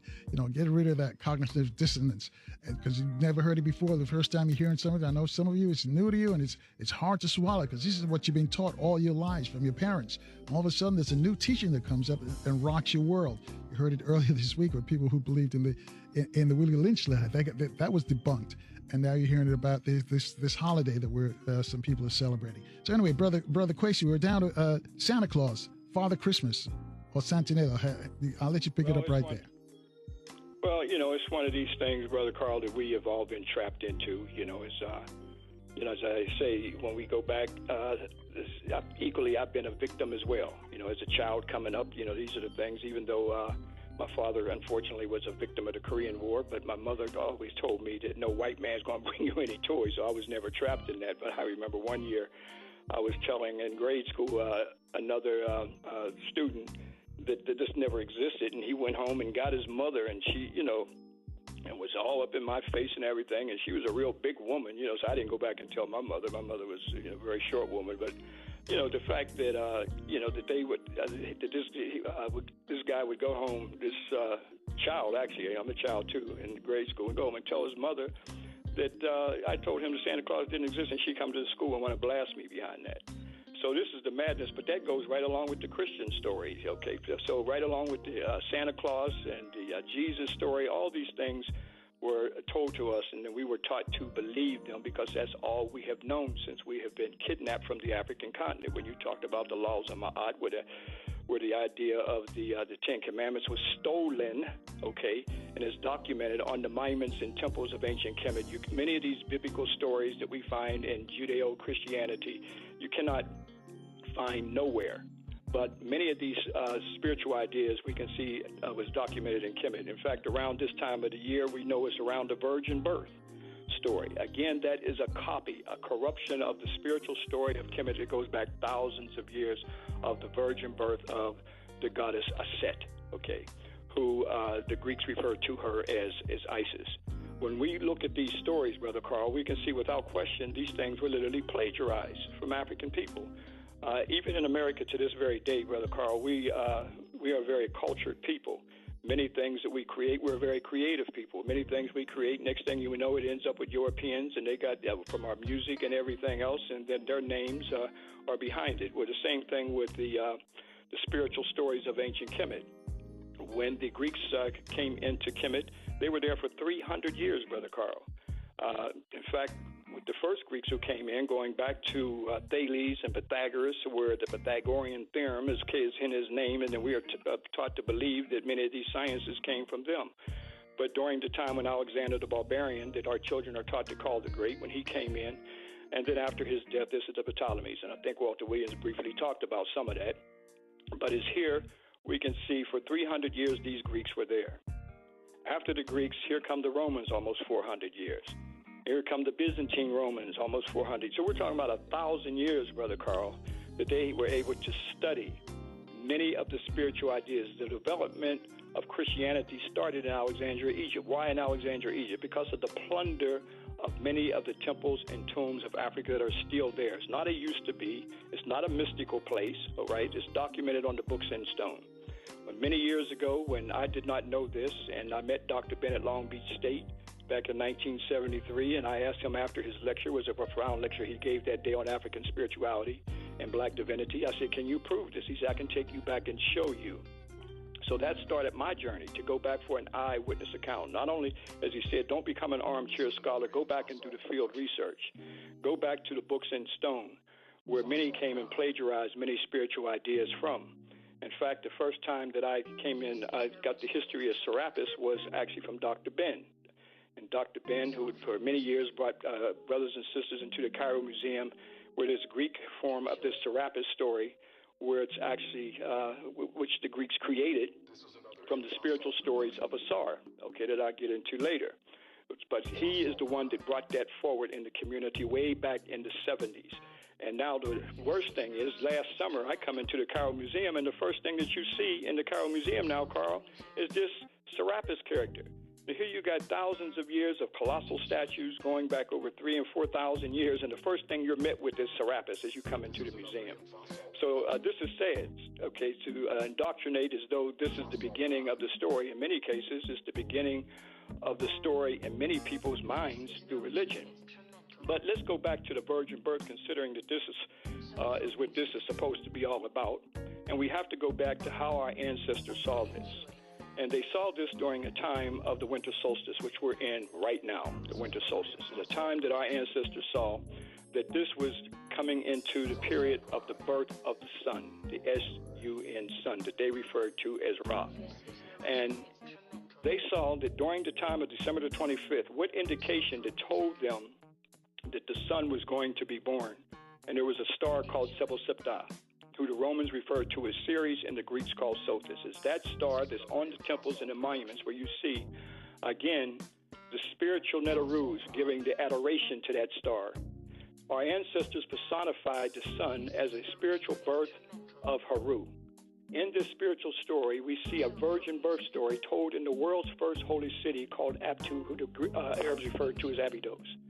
There in the Ptah shrine, here we can see in the story, and before I go into the virgin birth story, because it's a story that our ancestors in the Zep-Tepi. Now, I know, people know about the Genesis, and because that's what we've been indoctrinated into. We've been in this country for over 400 years. That's all we know. But thousands of years before there was a Genesis, by the way, it's not even a Hebrew word, it's a Greek word.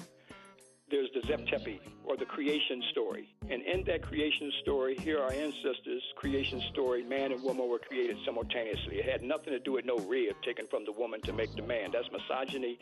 And here you had the Hebrews who created that story, which they did not see the spiritual balance that our ancestors saw, ma'at, in everything. It was the cosmic universe. Everything was based off of a spiritual dialectical laws of opposites. So man and woman were created simultaneously. That was a Sar and a Set. Long before the Cain and Abel story, okay, our ancestors had this story. But in that story, here we see that the evil brother named Set, yes, long before the Cain and Abel story, we have an evil brother, okay, named Set, who kills the good brother Asar and cuts him up into 14 pieces. Got 72 conspirators to do this. I'm going through the story very quickly. And now we see there's a spiritual virgin birth there at the Ptah shrine, where Aset is now being impregnated by Asar in this spiritual realm. Here she's impregnated. You can see her there. Back in the 80s, you saw her on the donkey, okay? She's pregnant. The Europeans chiseled that out because they saw all these obvious things where they were copying these things from. So here we see the world's first and the prototype of the virgin birth of the goddess Aset, where she's impregnated with the holy child Haru. What our ancestors did to keep this story alive, here Haru became the personification of the sun, because the sun would always be born at December the 25th. And as that star gave an indication that Haru would be born during this time, and on the temple you can see the star is there, the adoration, showing the birth of Haru. So when we look at this story and see that there's a caller, and here we see a Neteru. When I say Neteru, I'm speaking of the spiritual divinity. This would be referred to in the Western world with one would say angel. Okay, so here we see Tahuti is giving a call and saying that Aset would have a holy birth and an immaculate conception, that she's going to have a holy birth. And his name is Tahuti, the spiritual one, that's saying that this holy birth is going to take place. Now, does that sound familiar? Does that sound like Gabriel, the angel of the Lord, who appears in the back room to Mary? And Mary's shocked, okay, because here's the angel of the Lord, okay, full-grown man to tell Mary that she's going to have a holy child. But wait a minute. That story was told thousands of years before some Gabriel, the angel of the Lord. It was Tahuti. It's documented on the books in stone. Where can we go to see this? We can go to the Menmizi house. Here, the last temple that was closed down by the Europeans is the temple of Aset, that, as I said, referred to as the temple of Isis. Why was that temple closed down? Okay, why was that the last temple to close down? Because that temple, it is obvious that they came in and plagiarized ideas. All over that temple, you see Aset with her holy child, lactating Haru. Long before there was a European version of Mary, okay, lactating the European image of this Jesus. But we see her with Theodosius and Justinian in the 4th and 6th century AD. You can see where they tried everything, frantically trying to chisel it out. But they carved so deeply, you can still see the print of Haru and the Holy Mother, Aset, as she was called the Mutnechid. Out of Mutnechid is where we get the term Theotokos, or Mother of God. That came out of the Medu Neter, the oldest language right away, long before Arabic, long before Hebrew, and many of these other contemporary languages. One of the oldest languages, the Medu Neter, is referred to as the sacred language of God. It's all over the temple. That's why the Western Church feared Egypt. Anyone who talked about these stories during the time of the Inquisitioners, they would burn them at the stake, because they feared that if these temples were open, that's why they shut them down, that people can see where they plagiarized, even though they robbed the papyruses, Brother Carl, by the name where even the name paper gets its name from papyrus. Even though they robbed these libraries from these great Neterhets, as they were called, divine houses, okay, they carved everywhere on the temple. So in the temple of Aset, going back to that temple, one of the most sacred places in that temple is the Menmizi house. Why is this such a sacred place? The Menmizi house, here we see Aset, there is in the papyrus swamps, because she feared that Set, the evil brother, is going to come and kill her son. So Tahuti, the spiritual one, the caller that said that she was going to have a holy birth, told her to hide in the papyrus swamps. Is this the story that we're getting now, that Jesus had to hide from Herod? Is this the story also when we get the story of Moses, who had to hide in the bulrushes? When I take our groups back there and take the pictorial images of the Bible and put it right up to the reliefs, everybody in the group just gasps, because you can see where they literally plagiarized that from that temple. This is carved in stone. Equally, you can see a line where this temple was under the sand. Right. And hold that thought right there, Brother Kwesi. We got to take another quick break here and check the news, traffic, and weather in our different cities. When you come back, tell us about that, because I know you've taken religious ministers back to Egypt with you, and tell us what their reaction when you point out those stories that they were taught in theological schools about the Bible. Wow. 27 minutes away from the top of the hour, folks. We'll speak to Ashra Kwesi. We'll get back to Kwesi after we take a short break and check the news, traffic, and weather. We'll be back in 4 minutes, actually, in Baltimore on 1010 WOLB, and the DMV on FM 95.9 and AM 1450. WOL, where information is power.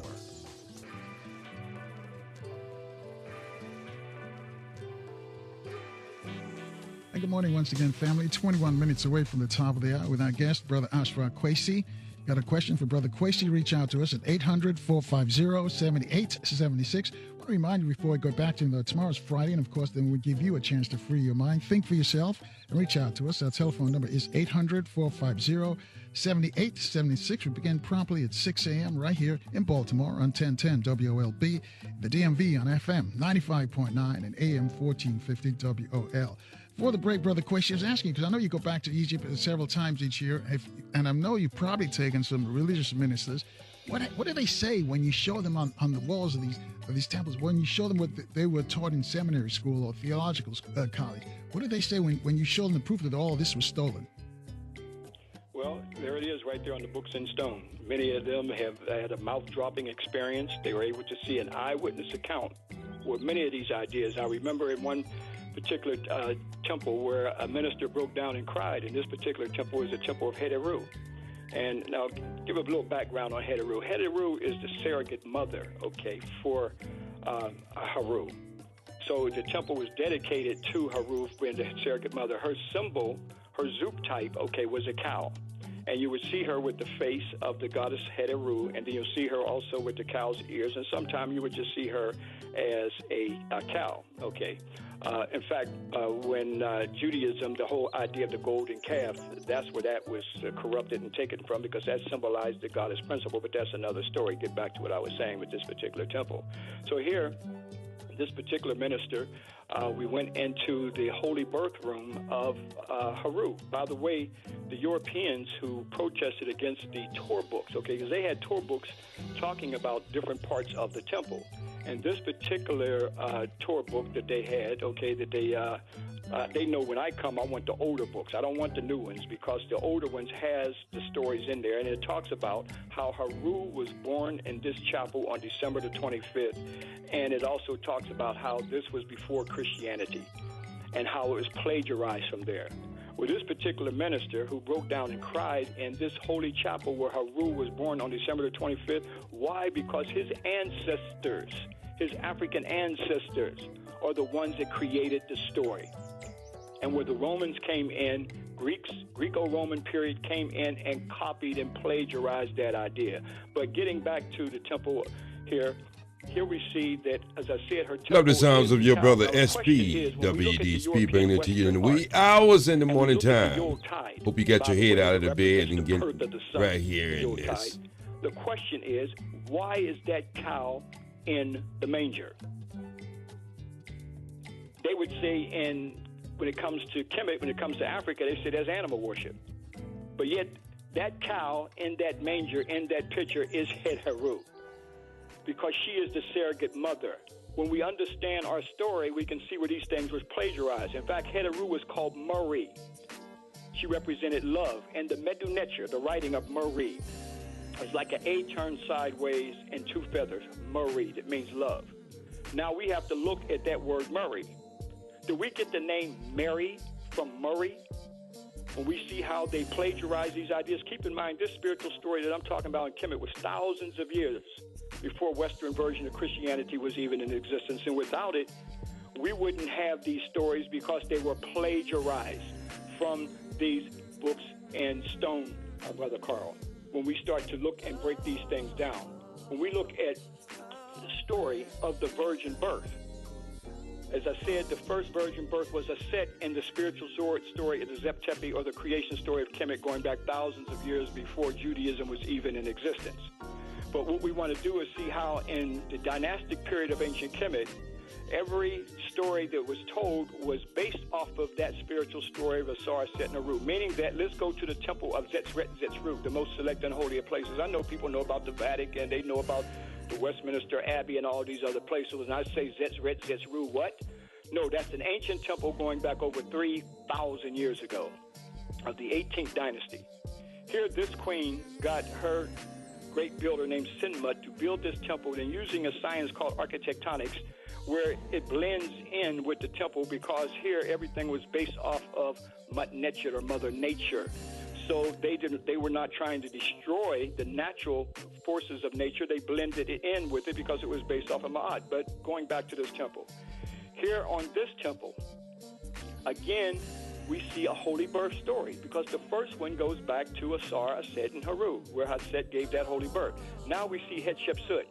that's her name, Kanumet Ma'amen Ma'at Kara Hatshepsut, is telling us the story of her virgin birth.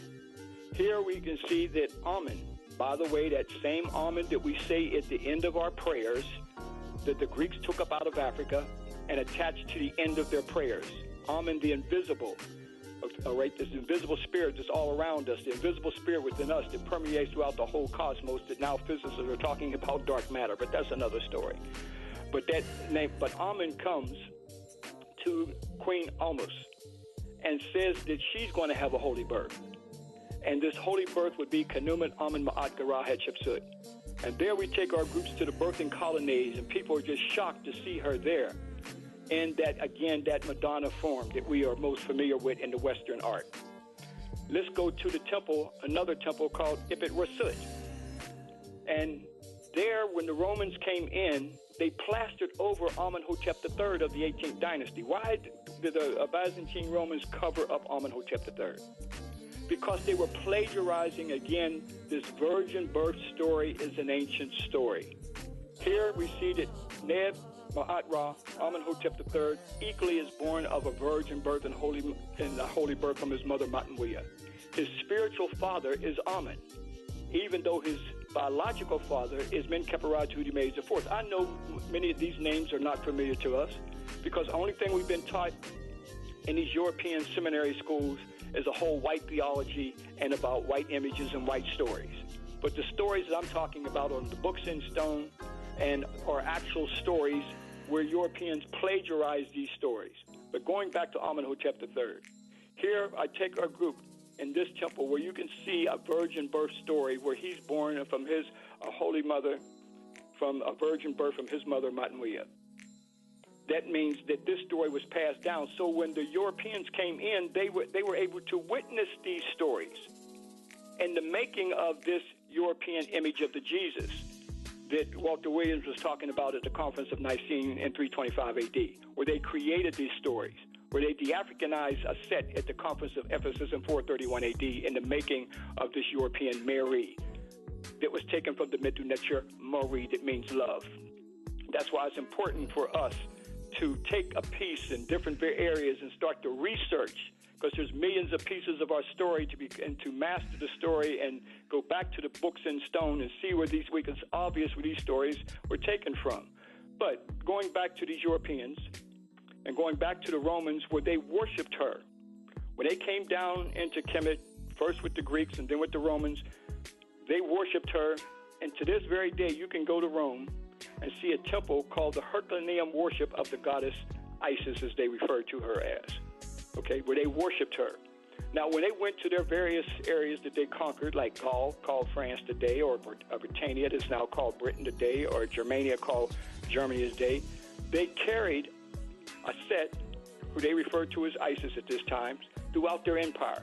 They worshipped her. As the conversion over to Western version of Christianity that plagiarized these many ideas from ancient African spiritual stories and the books in stone that I've been talking about, here, during the time of the Byzantine Romans, this is now where they want to now create their version of Christianity and taking ideas from ancient African spirituality and ancient African spiritual stories like a set, who they refer to as Isis, and now slowly converting her over into this European Mary. That's why when you go to Europe to this very day, you see all these black Madonnas everywhere. The reason why you see those black Madonnas is because that was a set when she was black. She just remained black. And that's why to this day, the popes secretly worship a black Madonna, because they're worshiping this black Madonna because they know that is their origin. The origin of the prototype of these stories is coming from the ancient African spiritual stories that was told on the monuments and temples, where they came and plagiarized in the making of the Western version of Christianity stories of this Jesus and this holy birth and all these stories. That our ancestors, who were the first astrophysicists, who told the stories through an astrotheology, meaning that, as I said before, this is the winter solstice, this is the birth of the sun. That's why this is the coldest time of the year right now. And we got icicles, and people got, all this. In my neighborhood, they're putting up icicles everywhere, even though we got a cold front that's going to go below zero. But we still worship a European climate. But going back to what I was saying, Brother Carl, when we look at the spiritual stories as told on the books in stone, and as you asked the question about ministers coming there, nobody can deny when you see the release. Even though they stole the papyruses, one thing that our ancestors did, they carved on the temple everywhere. So even if you can't even read the Medu Neter, you can see the images of the story. Like I said, when a Set who had to hide in the papyrus swamps. And also, when we see that during this time of the Holy Birth, there on the temple carved in stone, we see 3 Negroes coming to give adoration to the Holy Birth of Haru at December the 25th. Isn't that the same story that we get the 12 days after Christmas during the time of the Epiphany? This is the time of the 3 wise men who came to give gifts to the European Jesus. Was that not copied from the books in stone? And we can see where these stories originated from. And even that is based off of astrotheology.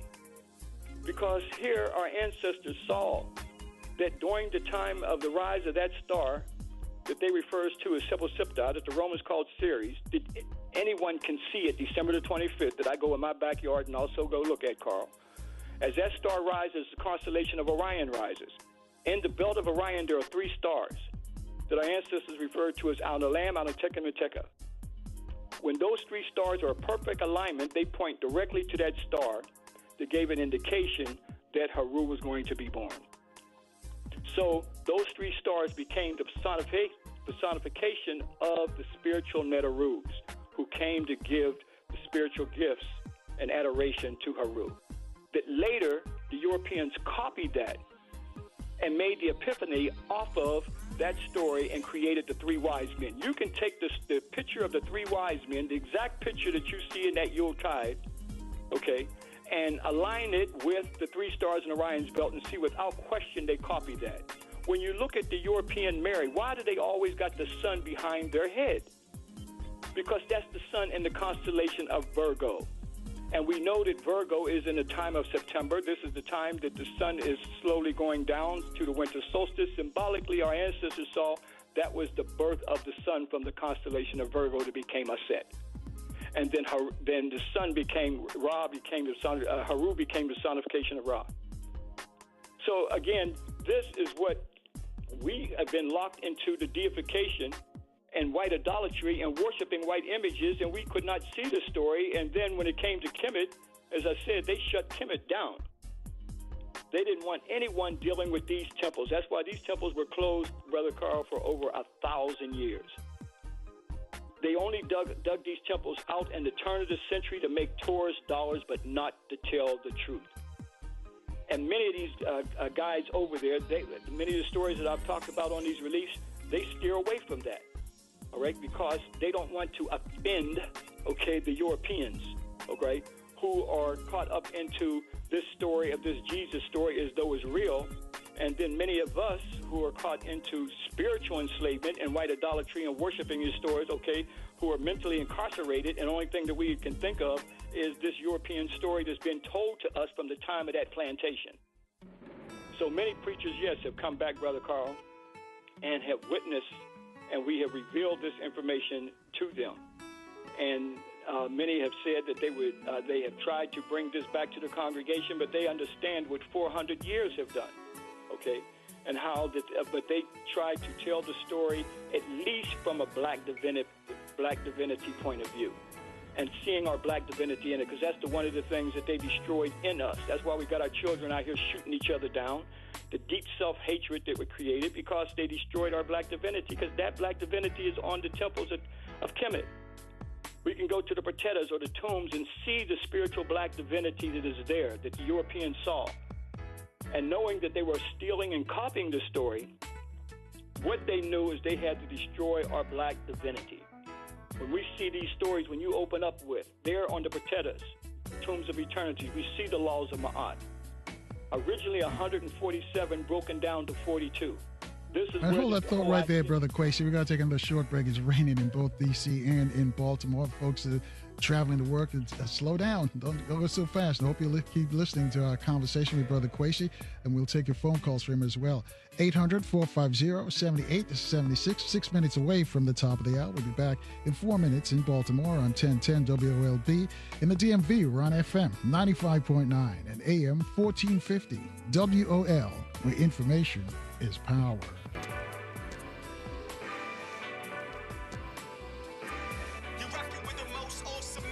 The Carl Nelson Show. You're rocking with the most awesomest. All right, let's go.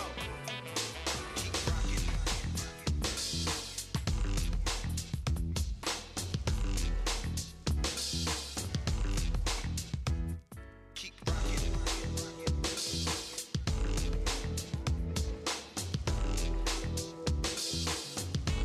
And good morning again, family. A minute after the top of the hour. Thanks for rolling with us this morning, folks. And again, we're not trying to proselytize. We're not trying to tell you to change your mind. You went out there and got a Christmas tree to throw it out, or taking your child to see Santa Claus. No, but we just want you to be aware of what's going on, how all of this started. All we're trying to do is give you some knowledge. We've got some folks on hold, and thank you for being patient. We'll get to you momentarily. Brother Kwesi, I'll let you finish your thought, then we'll take some calls for you. So as I was saying, around this whole virgin birth story, it's a stolen story from ancient Africa, Brother Carl, right there from the fallopian tube of the Nile Valley. And even when we look at the virgin birth story, and here the story is said at Matthew's, okay, this is where the story has been written in Alexandria, Egypt. Why in Alexandria, Egypt? It is here when they built that Alexandria library and plundered the temples of Kemet and put many of the millions of papyruses in that library. This is, like I said, they were able to study. All right, so that's where the story is coming down to us from Alexandria, Egypt. But they were already stole the papyruses, like I said before. Our ancestors carved endlessly on the temples, and you can see the stories without question where these things were literally plagiarized. Even in the story of the virgin birth in the Gospels, they all have conflict in terms of this virgin birth story. Again, when we see in Matthew's, it talks about Jesus coming into Egypt, but yet in Luke, it talks about Jerusalem, all right, of this miraculous. We have this conflict? Because when somebody's plagiarized, it's like in a classroom. If you write a paper and somebody plagiarizes that paper, they're not going to have the story accurate, okay? There's going to be some problems with the story, especially if that person has to stand up and the plagiarizer has to stand up and talk about the story. They're not going to know the complete story. So we can see this. But one thing that our ancestors have right there, I mean, no place like it on the planet Earth, Brother Carl. Those temples are there. And without those temples, what we know and what's going on right now in this holiday called Christmas would not exist. Even the word Christmas comes out of the Medu-Neter language. It comes from what is known as Ka-Mes. Ka-Mes, Ka is spirit, Mes is birth. So our ancestors saw that this was a time of a spiritual birth. It had nothing to do with any Jesus, all right, that they created based off of the story of Kemet. The Gnostics, who the Romans exterminated all of them because they were like the conduit during that time, they understood the spiritual stories of ancient Kemet. They understood that they were corrupting the spiritual stories. They understood the Ka, that that's all in us. Okay, we're not robots. There's a spirit within us. And they saw it as a spiritual development, okay, to reach your Ka, who the Gnostics called Charis, that the Romans called the Christ. They just slapped an image up there, all right, for you to worship that image, because here the people feared that the people rose up their Ka, their spirit, they would fight against tyranny and oppression. So the Romans wanted to suppress that, so they just slapped and created this Serapis Jesus for the people to worship at this time. And they took the stories, the dogma that we see in Western version of Christianity is what people got caught up in. But these stories, okay, to make this Christianity were taken from our ancestors' stories to go back thousands of years, Brother Carl. So when we see Christmas, when it tells you in the Bible dictionary, okay, they don't know where the word came from. It came from Ka-Mes, spiritual birth. Gotcha. All right, 4 after the top of the hour. Let's take a call. Let's go to Sahale. I hope I pronounced your name correctly on line 3 in Northwest D.C. Shahale? Yes. You're on with Brother Kwesi. All right, can you hear me? Sure. We can hear you. All right, greetings, you know what I'm saying, and, good knowledge Brother Kwesi is bringing to the table, and I always love to hear different perspectives, especially masters at their study and everything like that.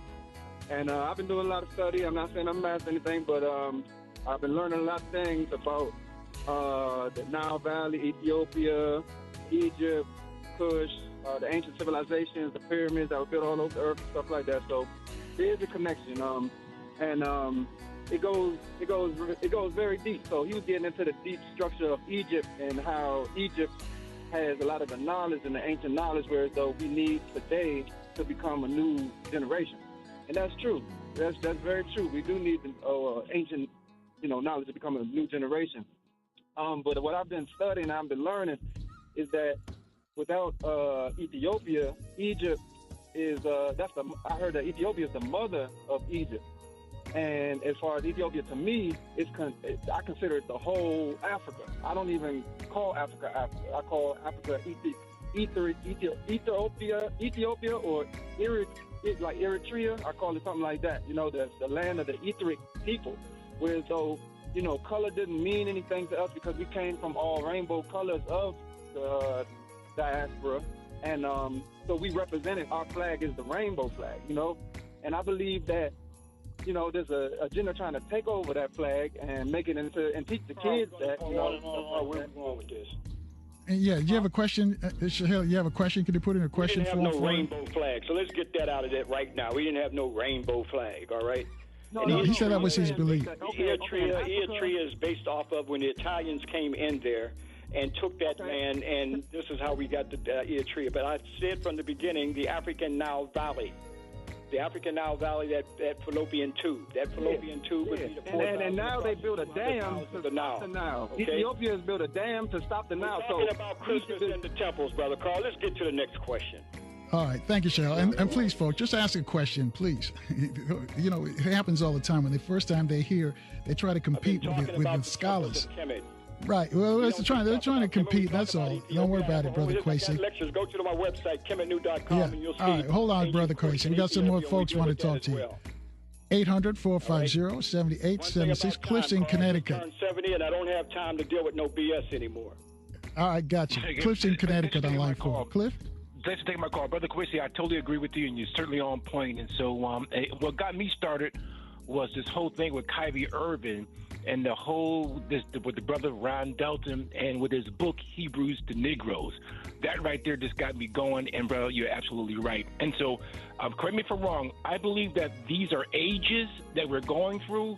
So in other words, we had the Middle Age, the Iron Age, the Modern Age, and I do believe, and this is where I'm going at, bro, and I don't mean to be off track, but correct me if I'm wrong, I do believe we are now entering into a different and another phase.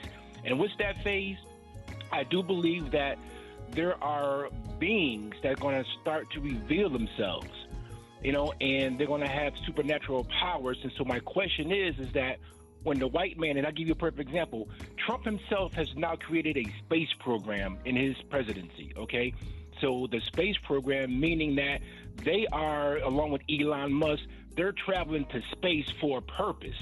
And my question is that will these entities, these white people, I'm gonna call them the white devils, is their agenda is to enslave black people again on a different planet, if that makes sense? So are we as black people, the chosen people of God, is the agenda to enslave us again, where history repeats itself, not on Earth, but now on a different planet? Bro, that's not. Let's give him a chance to respond. Thanks, Cliff. All righty, thank you. Well, slavery never ended. Slavery never ended. We're in neo-slavery right now. It's mental slavery now. They just took the chains off the body and put it on our brain. Like I said, the stories that I've been talking about from the temples and from the monuments, I know most of us are oblivious to this.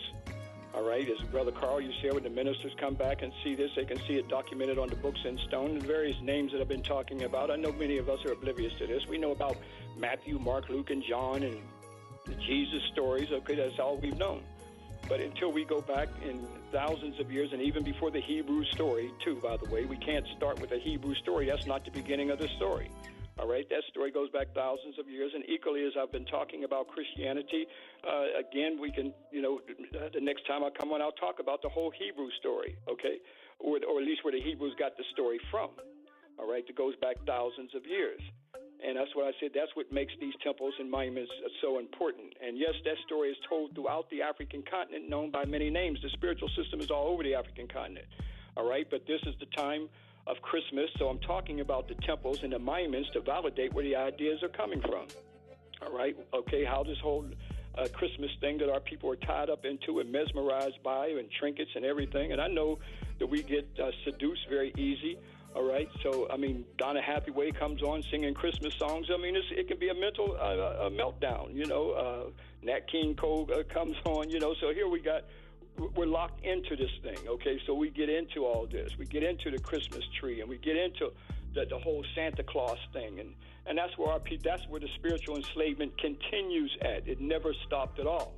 And like I said, when we start opening this thing up with the whole Santa Claus and our people out there putting their children on some white man's lap, as I said, where Wisconsin has stopped this thing because that's when all the pedophiles come out and they found them fondling the children, okay, with this whole Santa Claus thing. But even that name, Santa Claus, is a corruption of the name St. Nicholas, a Roman Catholic who lived around the 4th century. So St. Nicholas, a bishop of Myra, he was a saint that was honored by the Greeks and the Latin as the 6th of December. So when you look at the name even Santa Claus and look at the nickname St. Nick, which according to Webster's dictionary is the devil. So it must be some kind of devil behavior going on when you got people out here in a mad frenzy, all right, trying to help pick up the gross national product, and the multinational corporations who are laughing how they're able to get everybody. It's the last day. You got one more day for Christmas, couple more days for Christmas, and people are running out here in madness. And then at the end, they got to get drunk, just like on the plantation. That was the one time we didn't have to be out there in the field because the master was able to let us get drunk, all right, and party and whatever. So nothing has really changed. So slavery never ended, brother. It's mental now. 12 after the top of the hour. JP's calling from D.C. on line 5. JP, you have a question for Brother Kwesi? Yes, sir. Hotep, Brother Kwesi. Hotep, my brother. For those who are not familiar with the word Hotep, it means peace. It's the ancient Kemetic word that means peace. That's the one place where you'll find peace, by the way, is written right there in the Medu Neter on the books in stone. I'm sorry, brother. Go ahead. I just had to say that. For people quite all right. It's quite all right. I've been enjoying the show. The show is awesome. I just would like to ask you, rather, if you would comment on the Hyksos history briefly. You know, you've been doing an excellent job with what you're discussing. I don't mean to get off topic, but it was mentioned earlier that the Hyksos history did not happen, and that absolutely is not true. And I just didn't want this day to go by and people hearing this presentation for the first time walk away thinking that story is not something that's relevant to our history. And this is where we, as you know, this is where we have been most and greatly persecuted with this Hyksos invasion and the whole Exodus story. So I'm going to leave it at that and allow you to continue on. I've been enjoying the show, and I thank God for you. Oh, Santi Sana, many thanks, my brother. Yes, that's the importance of the books in stone. As Dr. Ben, like I said, the Grand Master Teacher, peace be upon him, may his spirit fly on the wings of our ancestors for eternity.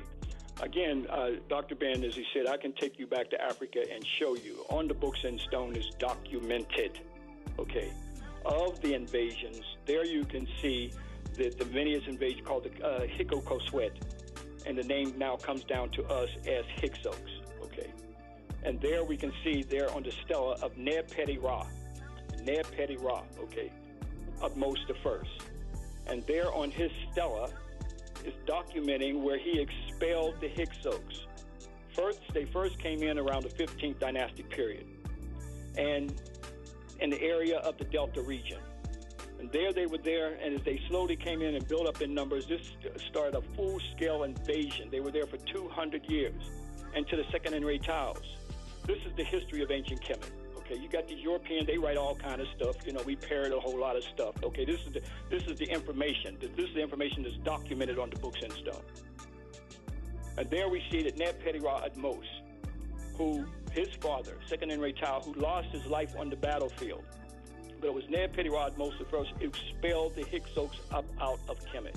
That's the only documentation of an expulsion of a large group of people. Someone came and took that story and turned around and made this Moses story, where the Jews were expelled out of Egypt. When in fact, and hold that thought right there, Brother Kwesi. I want you to, dig deeper into that for us. So the Exodus story, I guess that's where you're going. 15 minutes after the top of the hour, as I mentioned, it's raining in both major cities, Baltimore and D.C., or raining in some parts, and it's going to be raining most of the day. But we got to get caught up with the traffic as well. At 15 after the top of the hour, we'll be back with your questions for Brother Kwesi. Right here in Baltimore on 1010 WOLB. In the DMV, we're rolling on FM 95.9 and AM 1450 WOL, where information is power.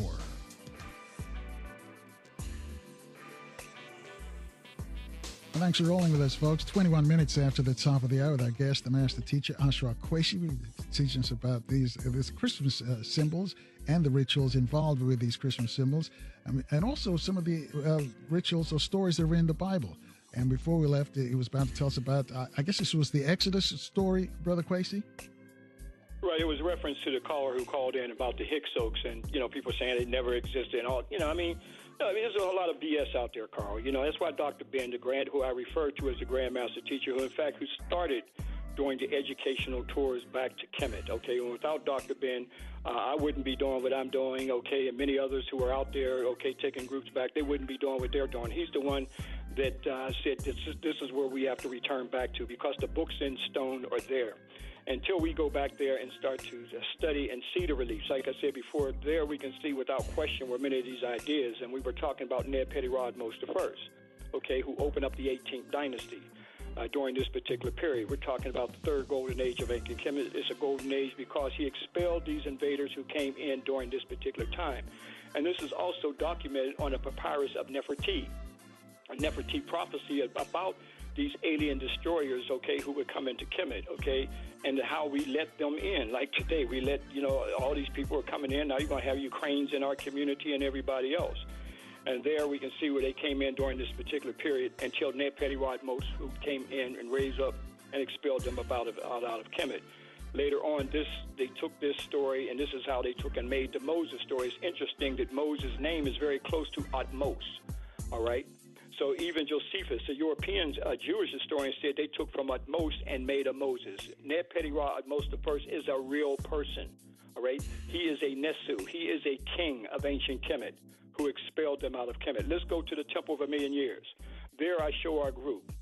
What am I showing them? I'm showing them Ursa Ma'at Ras of Tepen Rara Mesomeri Amen, who they refer to as Ramses II. There's no story of Ramses accepting where he enslaved any Jews. No story nowhere. But there on the Temple of a Million Years, you can see him, okay, flooding out the Hittites. All right, you can see their chariots are upside down. And here you can see where people came in and copied these stories. You can see the line where these temples were under the sand. So prior to these temples going under the sand for many millenniums going by and covering them up, somebody came and copied the story and turned it into a European Jewish story, okay, and also referred to as a Hebrew story. Again, these stories were copied and corrupted. So it's Ursa Ma'at Ras of Tepen Rara Mesomeri Amen expelling, who was running the Hittites into the Orontes River. Later on, that becomes Moses, where they corrupted it into Moses flooding out the Pharaoh's army that we get every year in Yul Brynner and Charleston Heston television to indoctrinate us every year, just like this Jesus story. As all you got on TV right now is this Jesus story and how he was born in this manger and then the indoctrination going, and then they sedate you with these Christmas songs and so forth. So people are sedated and brainwashed by all this processing going on right now, Brother Carl. All right. And folks, some folks hear it, and they know the truth, but they still can't let it go. But I got some more people want to talk to at 25. Some people don't know the truth, because if they knew the truth, then they would have a hard time, okay, when they... but see, it's one thing, Carl, when you go and see it carved in stone. That's why I said these religions can't show you. They can't show you nothing about this Jesus story nowhere. But we can show you the stories that's documented on these temples that predate Christianity. Right. And where they have seen them myself, and thanks to you. And they still worship. Right. And thanks to you and Renoko Rashidi, because you were supposed to take us on that trip to Egypt, and you had a conflict. I think you were staying on another trip. So Brother Renoko took us to Egypt. Yeah, back in the day, some time ago. 25 after the top of the hour. We got some more folks want to speak with Ashra Kwesi. Go ahead. Just recently, I took our group last summer, and I noticed that in the Mimizi house, where I took our group around to the Mimizi house to see the Holy Birth and all these stories, there they now put bars up. Okay, where you can't you can see her through the bars. I said you can see where they chisel her out, but now they put bars up where you can't even go back there now. So again, we can see that they're still trying to block the story, just like they covered the temples up. Now they're putting bars up at different places now. All right, so because they know we're coming back and we're talking about these stories, keep in mind, like I said before, the Inquisitioners, they would burn the people at the stake if they were talking about this. They would burn me back in the day. But what they did psychologically to the people, okay, they don't burn you at the stake now. What they did is put it in your mind that you're going to burn in hell. So people have a fear of talking about this because of the indoctrination of this purgatory that you're going to burn in hell if you believe anything outside of European Western version of Christianity. I mean, Christianity is nothing but a white supremacy Christianity for the total control of many of the cultures, okay, on the planet Earth. So when you get in Psalms chapter 2, verse 8, ask of me, and I shall give thee the heathen for thy inheritance and the uttermost parts of the earth for thy possession. So here you got this white Serapis Jesus holding the whole earth. Okay, that is the objective of white supremacy Christianity that people are believing in. All right. And for some, it's hard to swallow. But let me get some more folks who got questions for you. 27 at the top of the hour. Sister Kashiba's in Silver Spring. Sister Kashiba, you're on with Brother Kwesi. Good morning, Carl and Brother Kwesi. I have to get up so early for your program anymore, Carl. Anyway, Brother Kwesi, I want you to please return back to the DMV. I haven't seen you lecture here in years. The other thing is, I just have 2 points here. Which one of your DVD explains astrotheology in detail? Specifically, which one do I need to purchase in order to get that fleshed out? The other point that I want to make is that it looks as if the Arabs are in Kemet are pushing back against the whole concept of Egypt, the ancient Egyptians being black. Case in point, they're canceling. I don't want to forget some of the things you're asking from the beginning. Okay. I don't want to forget that because a lot of times when questions go on and on and on, then I may forget your original question. So let's start with that first one. Refresh my memory what you were saying there. Well, I asked you to return back to the DMV. I haven't seen you lecture. Okay. Yes, I will be at DMV for PKV. You can put it on your calendar for March 4th. We originally had it for February 4th, but my father-in-law have a 100th birthday, so I didn't realize that, and I had to call Brother Cush, and so it'll be March 4th. I'll be in Washington D.C. Lecturing on the African origin of Judaism, African history and the origin of Judaism. So that'll be March 4th, and we'll have the information. You can send an email to us at kemetnew@yahoo.com and say, please put me on the mailing list. Just send us your email, and we'll send you out the information when we come back there for PKV. Good, thank you. Mm-hmm. And what was the other question? To do with which of your DVDs, I know you have many, explain... Oh, that's the African origin of Christianity. Astrotheology. The African origin of Christianity would be one. That's one that's on my website at kemetnew.com. That's spelled KEMETNU.com. And we also have it. Now, I have that in DVD format, and I also have digitals. And you can bring it right up on your TV. But the older ones I still have in the DVD format, because even in this whole system of the digital world, it's controlled by them now. So if they don't like your material, they can take it down. But my newer ones, like the Temple of Amen and the Origin of Religion in God's House on Earth, okay, that's in digital. That's on my website as well, again, at kemetnew.com. And there's many others on there as well. The Temple of Heteru, I get into that a little bit, from the stolen zodiac to Cleopatra. There I deal with a little astrotheology in there as well. but a lot of it is also in the African origin of Christianity. All right, thank you. The last point I wanted to make is it looks like there's some pushback in Egypt about the concept of the ancient Egyptians being black. Case in point. That's not new. Well, European Egyptologists are the ones who control it. They're the ones that control the Egyptology, and as information comes out, they're trying to suppress it because they still want to make it it's white supremacy Egyptology that controls, the whole story of ancient Egypt. I mean, the whole Egyptology was started by them, when Napoleon came. So this is not new. I mean, this is just an ongoing. It fades out and then comes back in. And so it's not a new thing. It's just a continuation to try to suppress the African origin of it. And a lot of the Europeans are behind it, because they're the ones who made the whole Egyptology. Yes. It looks like there's some pushback against Kevin Hart's concert, upcoming concert in Egypt. They want to cancel that. And months back, the Happy Femme organization was going to have a lecture in Kemet, a tour and lecture, and they had to cancel because there were some crazy Arabs that just went wild. But the one thing about the social media now, you have the social media is open for anybody and everybody to say or do whatever they want on there. So you have these people who are on there. If you notice when you go to YouTube and you see, I have no comments. Because people get caught up into these trolls, and then they get caught up with what these trolls are saying, going back and forth, and everything, and then people look at this, and then all of a sudden it becomes a major thing. But in terms of trying to stop the whole African, this is not new, let's look at the attack that took place in the 80s and 90s, and a lot of it has to do with a lot of these European Egyptologists, and the attack on the whole African-centered movement, that was going on back in. It's a continuation. So right, and hold that thought right there, Brother Kwesi, because we're going to take another quick break here, and I'll let you finish responding to Sister Kashiba's question. Sister Kashiba, if you got a follow-up, stay with us as well. 27 minutes away from the top of the hour. We got to take another look at the news, traffic, and weather in our different cities. Folks, you want to join this conversation, raise your hand by dialing us up at 800-450-7876.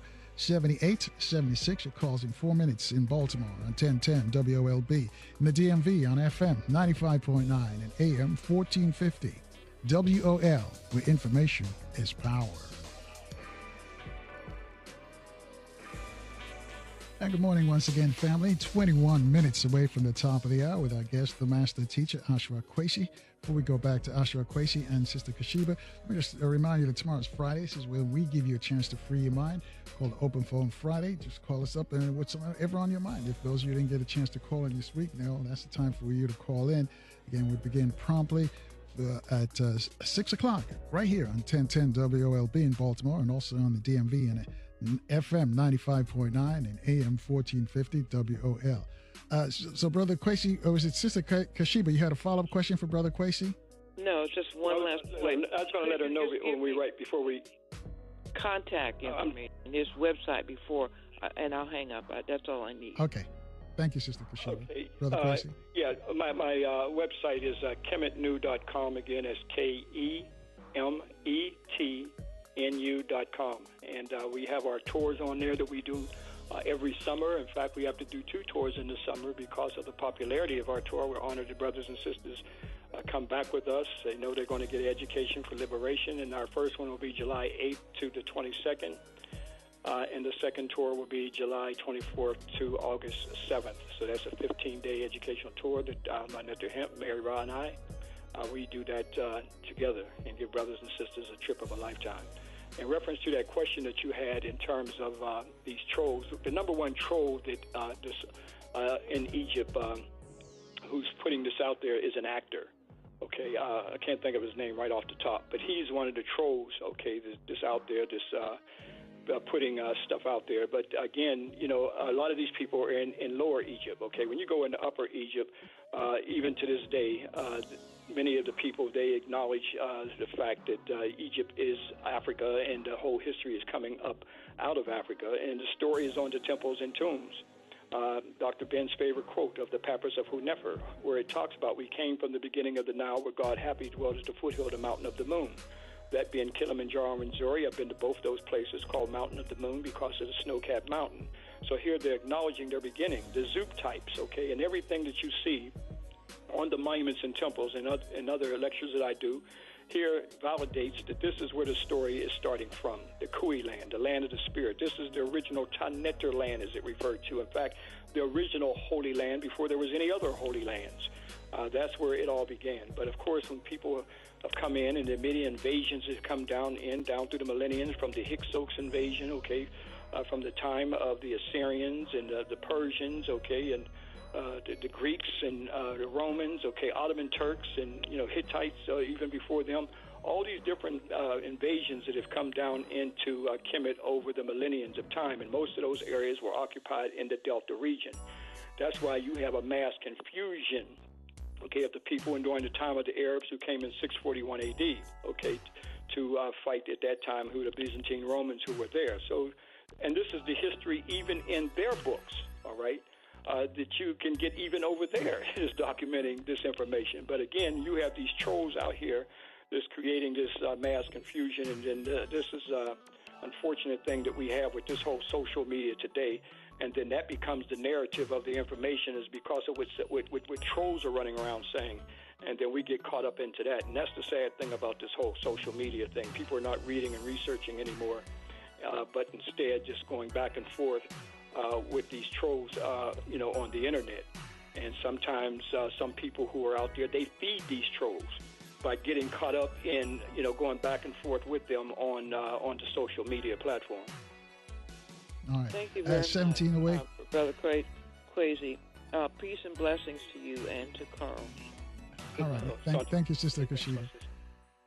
All right. Well, we go tune in for part 2 of Dr. Kwesi at 12 a.m. in the morning time. That's one time that I like to get in and running through the morning time. I hope everybody have a beautiful day.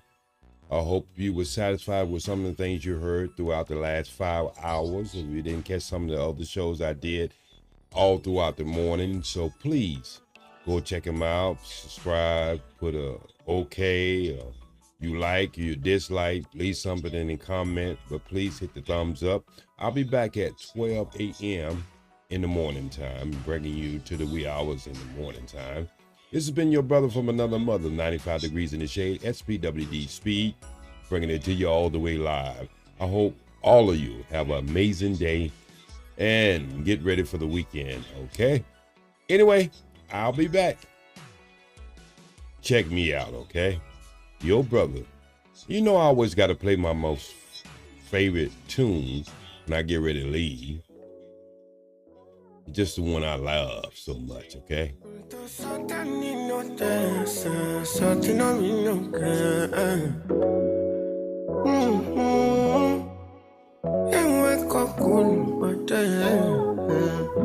Oh, I'm in a big mood. Call I feel you. Something wake up cool in my body. Tell me will do. I'm in a big mood. Call I feel you. Something wake up cool in my body. Tell me will do. Make we go December. But some liquor they do me jet. Get something sweet to put on my head. That's why. Now you the cool my stress, so yeah. Make we go December. But some liquor they do me jet. Get something sweet to put on my head. That's why. Now you the cool my stress, so yeah. I'm in a big mood. Girl, I dey feel you. I know say I love cause passing money, but I still want you. I'm in a big mood. Girl, I dey want you.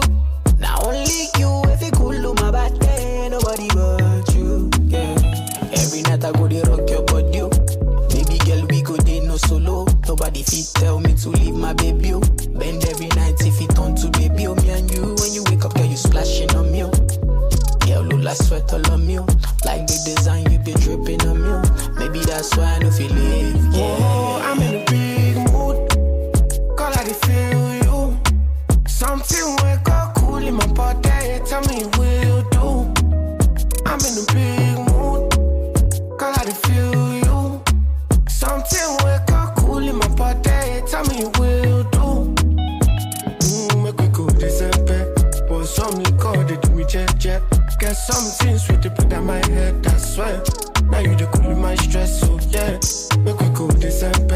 but some liquor they do me check. Get something sweet to put on my head, that's why. Now you the cool in my stress, so yeah. Baby girl, you know, when the money done the show, send a star boy, big whiz, big daddy enter the show. We know they mind person, no more, we just come, yeah, mind our own. I'll bummer walk, but I'm a bummer low, I'm more like 20 standard, yo. We know they mind person, no. We not gonna keep us rock your body, yo. Baby girl, we go day no solo. Nobody fit tell me to leave my baby, yo. Bend every night if it turn to baby, yo. Me and you, when you wake up, girl, you splashing on me, yo. Girl, Lula sweat all on me, yo. Like the design you. What's going on your side of town, Baby, Puppy? that's why I know feel it, yeah. Oh, I'm in a big mood. Girl, I feel you. Something wake up cool in my body. Tell me will you do? I'm in a big mood. Girl, I feel you. Something wake up cool in my body. Tell me will you do? Make we go December. But some liquor they do me jet. Get something sweet to put on my head, that's why. Now you the cool in my stress, so yeah. Make we go December. But some liquor they do me jet. Get something sweet to put on my head, that's why. Now you the cool in my stress, so yeah.